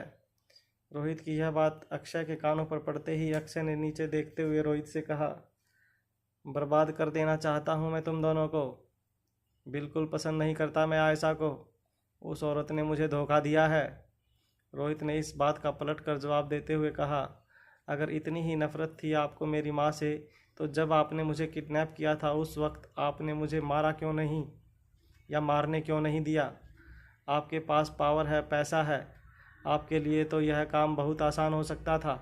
जिस औरत ने आपको धोखा दिया है, आपकी ज़िंदगी बर्बाद करके रख दी है, उसका इकलौता बेटा जब आपके हाथ लगा तब आपने उसे ज़िंदा क्यों छोड़ दिया। मुझे मार कर आप उस इंसान को ज़िंदगी की सबसे बड़ी सज़ा दे सकते थे जिससे आप इतनी नफ़रत करते हैं। मगर जानते हैं आपने ऐसा क्यों नहीं किया? क्योंकि आप चाहे अपनी ज़बान से कितनी भी कह दो कि आप मेरी माँ से नफ़रत करते हैं, मगर दिल ही दिल में आप अभी भी उनसे उतना ही प्यार करते हैं जितना कॉलेज के ज़माने में किया करते थे। रोहित की यह बात सुनकर अचानक ही फ़ोन पर लंबी खामोशी छा गई। कुछ देर तक अक्षय बिल्कुल खामोश रहे। रोहित ने अपनी बात आगे बढ़ाते हुए कहा, मैं भी एक इंसान हूँ, अच्छी तरह समझ सकता हूँ कि आपके दिल पर क्या गुजरी होगी उस वक्त जब अचानक ही आपको यह पता चला होगा कि जिस इंसान से आप इतना प्यार किया वह किसी और की हो गई। आपके दिल में इस बात का गम ज़रूर था, मगर आप अपने दिल से कभी भी इस मोहब्बत को नहीं मिटा पाए जो आपके लिए अब जीने की वजह बन चुकी थी। आप चाहते तो एक अकेली औरत को मारकर अपना बदला पूरा कर सकते थे। आप जानते थे कि आयशा मारवा परिवार से दूर अकेली ही अपनी ज़िंदगी गुजार रही थी। ना कोई सिक्योरिटी का खतरा था और आपके पास भी पावर की कोई कमी नहीं। फिर भी आपने इतने सालों में कभी भी उन पर जानलेवा हमला करने की कोशिश नहीं की, क्योंकि मैं जानता हूँ आपका इरादा उन्हें नुकसान पहुँचाना था ही नहीं। अपने बेटे से अलग करके आपने उन्हें यह एहसास दिलाने की कोशिश की कि अपने प्यार से दूर रहने का मतलब क्या होता है, मगर फिर भी कहीं ना कहीं आप हमेशा ही उनकी सेफ्टी और सिक्योरिटी के बारे में सोचते रहे और आज भी आपके दिल में कोई बदलाव नहीं आया है। जब आपको पता चला कि बाप बेटे की जंग में बेटा हार सकता है तो आपको सबसे पहले यह ख्याल आया, अगर मैं हार गया तो आयशा का क्या होगा। रोहित की हर बात में कड़वी सच्चाई छुपी थी। अक्षय वर्मा के पास रोहित की बातों का कोई जवाब नहीं था। कुछ देर बाद अपनी चुप्पी तोड़ते हुए अक्षय ने कहा, तुम्हारी माँ ने मेरे साथ जो भी किया उसके बाद वह यह सब कुछ डिजर्व नहीं करती है। मेरे पास पैसा नहीं था इसलिए उसने मुझे छोड़ दिया था, और अगर कुछ दिनों में तुमने अपने आप को बचाने के लिए कदम नहीं उठाए तो तुम्हारे साथ भी वही होगा जो 25 साल पहले मेरे साथ हुआ था। अनिका भी ज़रूर तुम्हें छोड़कर चली जाएगी। रोहित ने इस बात का जवाब देते हुए कहा, नहीं, अनिका मुझे कभी छोड़कर नहीं जाएगी। मेरी माँ ने भी आपको खुशी खुशी नहीं छोड़ा था। ज़रा समझने की कोशिश कीजिए, मेरी माँ ने जो कुछ भी किया था वह अपने परिवार और अपनी मरती हुई माँ को बचाने के लिए किया था। मेरी माँ के पास और कोई चॉइस नहीं थी, और आपने उनकी ज़िंदगी के साथ एक ऐसे झूठ को जोड़ दिया था जिसे निभा पाना उनके बस में नहीं था। इसमें सारी गलती आपकी है। अपने कॉलेज के दिनों में अपनी पहचान छुपा कर रखी। ज़रा सोचिए, यह पता होने के बावजूद कि आप गरीब खानदान से हैं, मेरी माँ ने आपको चुना था। अगर उसे पैसों की लालच होती तो क्या वह उन दिनों आपको चुनती? अक्षय के पास इस बात का कोई जवाब नहीं था। रोहित ने अपनी बात आगे बढ़ाते हुए कहा, जब उनके परिवार पर मुसीबत आई तब भी आप चुप रहे। मेरी माँ नहीं जानती थी कि आप इतने पावरफुल और पैसे वाले हैं। उस वक्त मेरी माँ के पास अपने परिवार और अपनी मरती हुई माँ को बचाने के लिए सिर्फ एक ही रास्ता था कि वो अपने प्यार का गला घोंटकर हंसराज मारवा के साथ शादी कर ले। जब उन्होंने अपने दिल पर पत्थर रखकर यह फैसला लिया था तब क्या आपने उनको अपनी सच्चाई बताई? अगर आपने उस वक्त उन्हें अपनी यह सच्चाई बताई होती तो क्या उन्होंने आपको छोड़ा होता? आप दोनों ने एक दूसरे से प्यार किया था, मगर आपने अपने ही प्यार को बार बार अग्नि परीक्षा से गुजारने के लिए अपनी असलियत छुपाए रखी। धोखेबाज तो आप हैं जो बार बार अपने प्यार को परीक्षा के तराजू में तोलते रहे। एक बार आपने उन्हें असलियत बताने की कोशिश की होती तो शायद आप आज एक अलग ज़िंदगी जी रहे होते। आपने एक ऐसी गलती की जिसका नुकसान ना सिर्फ आपको हुआ बल्कि मेरी माँ को भी हुआ। रोहित अब तक अच्छी तरह जान चुका था कि अक्षय को हमेशा से आयशा की चिंता रही थी। उन दिनों भी हंसराज ने अक्षय के डर से कभी भी आयशा को अपनाने की कोशिश नहीं की। हमेशा के लिए हंसराज ने आयशा को अपने आप से दूर कर दिया। मारवा परिवार को बचाने के लिए हंसराज ने अपनी पत्नी की आहुति दे दी। कहीं ना कहीं इस बात से अक्षय का गुस्सा और भी ज़्यादा बढ़ गया था।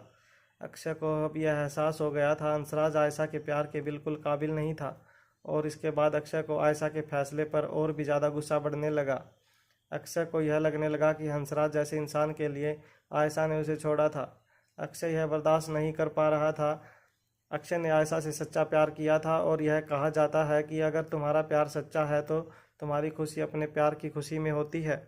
अक्षय यह जान चुका था कि आयशा हंसराज के साथ शादी करके पछतावे की ज़िंदगी जी रही थी, जिसे देखकर अक्षय को आयशा के फैसले पर और भी ज़्यादा नफरत होने लगी थी। आयशा के फैसले पर हो रही नफरत कभी भी अक्षय के दिल में आयशा के लिए नफरत नहीं पैदा कर पाई, वरना इतना पावरफुल आदमी जब चाहे आयशा को ख़त्म करके अपना बदला पूरा कर सकता था, मगर उसने कभी ऐसा नहीं किया। अक्षय की खामोशी ने रोहित को सब कुछ सच सच बता दिया था। कुछ देर बाद बड़ी धीमी आवाज़ में अक्षय ने रोहित से कहा, वह अगर चाहती तो उस वक्त मेरा साथ दे सकती थी, मगर उसने मुझ में और हंसराज को सिर्फ इसलिए चुना क्योंकि उसे पैसों की लालच थी। रोहित ने बड़े ही आराम से अक्षय को समझाते हुए कहा, उन्होंने अपने प्यार में और अपने परिवार और अपनी मरती हुई माँ की ज़िंदगी को चुना। अगर वह ऐसा नहीं करती तो शायद आप उसे अपने प्यार के लायक भी नहीं समझते। रोहित की बात में इतनी सच्चाई थी कि खुद अक्षय को यह महसूस हुआ कि इतने साल जो अक्षय ने आयशा के बारे में सोच सोच कर गुजारे थे वह सब कुछ गलत था। वह सिर्फ एक झूठ था जिसे अक्षय ने अपने मन से पैदा किया था। मगर अक्षय भी अपने फैसले से इतना जल्दी फिसलने वाला नहीं था। अपने फैसले की दलील पेश करते हुए अक्षय ने रोहित से कहा, तुम्हारी माँ ने जो मेरे साथ किया, अगर तुम मेरी जगह होते तो क्या करते? रोहित ने बड़ी शांति से इस बात का जवाब देते हुए कहा, पहली बात तो अगर मैं आपकी जगह होता तो बार बार अपने प्यार को इस तरह अग्नि परीक्षा में नहीं रखता। रिश्ते को निभाने के लिए अगर सबसे ज़्यादा किसी चीज़ की ज़रूरत है तो वह एक दूसरे पर विश्वास है। आपने कभी अपने प्यार पर विश्वास ही नहीं किया था। दरअसल जितना कमज़ोर हंसराज का प्यार था उतना ही कमज़ोर आपका भी प्यार था। एक तरफ एक ऐसा इंसान था जो अपने परिवार की इज्जत और आबरू बचाने के लिए अपनी पत्नी की आहुति देना चाहता था, तो दूसरी तरफ एक ऐसा आशिक था जो लगातार 3 साल तक अपने प्यार की परीक्षा लेता रहा और अपनी ज़िंदगी की सच्चाई से उसे हमेशा अंधेरे में रखा। आप इस वक्त जो भी भुगत रहे हैं उसके जिम्मेदार सिर्फ आप हैं। प्यार में धोखा हुआ है यह समझकर दरअसल आप अपनी ही नज़रों में अपने आप को गुनहगार साबित होने से रोकना चाहते हैं, क्योंकि कहीं ना कहीं आप खुद भी यह बात अच्छी तरह जानते हैं कि आपके टूटे हुए रिश्ते के लिए सिर्फ और सिर्फ आप जिम्मेदार हैं। अक्षय के लिए अब रोहित की बातें सुन पाना काफ़ी मुश्किल हो गया था, इसलिए रोहित को आगे बोलने से रोकते हुए अक्षय ने कहा, ठीक है, जो कुछ भी मेरे साथ हुआ वह बहुत जल्द तुम्हारे साथ भी होने वाला है। जब तुम्हारे साथ यह सब कुछ हो जाए तब मुझे बताना कि क्या सोच है तुम्हारे इस टूटे हुए प्यार को लेकर। रोहित ने इस बात का जवाब देते हुए कहा, अनिका हमेशा मेरे साथ खड़ी रहेगी, मैं यह बात अच्छी तरह जानता हूँ। मैंने कभी भी अपने प्यार को अग्नि परीक्षा में रखकर उसे परखने की कोशिश नहीं की है। हम दोनों का एक दूसरे पर विश्वास है और उसी विश्वास पर हमारा प्यार कायम है और आगे भी कायम रहेगा। रोहित इस बात पर अक्षय जोर हंसने लगा। अक्षय ने रोहित से कहा, ठीक है, अगर तुम्हें इतना ही यकीन है अपने प्यार पर तो चलो मेरे साथ एक छोटी सी शर्त लगा लो। बहुत जल्द तुम्हें पता चल जाएगा कि असली प्यार के मायने क्या होते हैं। इस वक्त अनिका और उसके घर वाले तुम्हें पूरी तरह से सपोर्ट कर रहे हैं, मगर क्या आगे भी ऐसा ही करते रहेंगे, इसकी गारंटी ले सकते हो? अगर तुम्हारा जवाब हाँ है तो फिर चलो मुझसे एक शर्त लगाओ। अक्षय की बात सुनकर रोहित हैरान रह गया। रोहित ने अक्षय से पूछा, बताइए क्या शर्त है आपकी?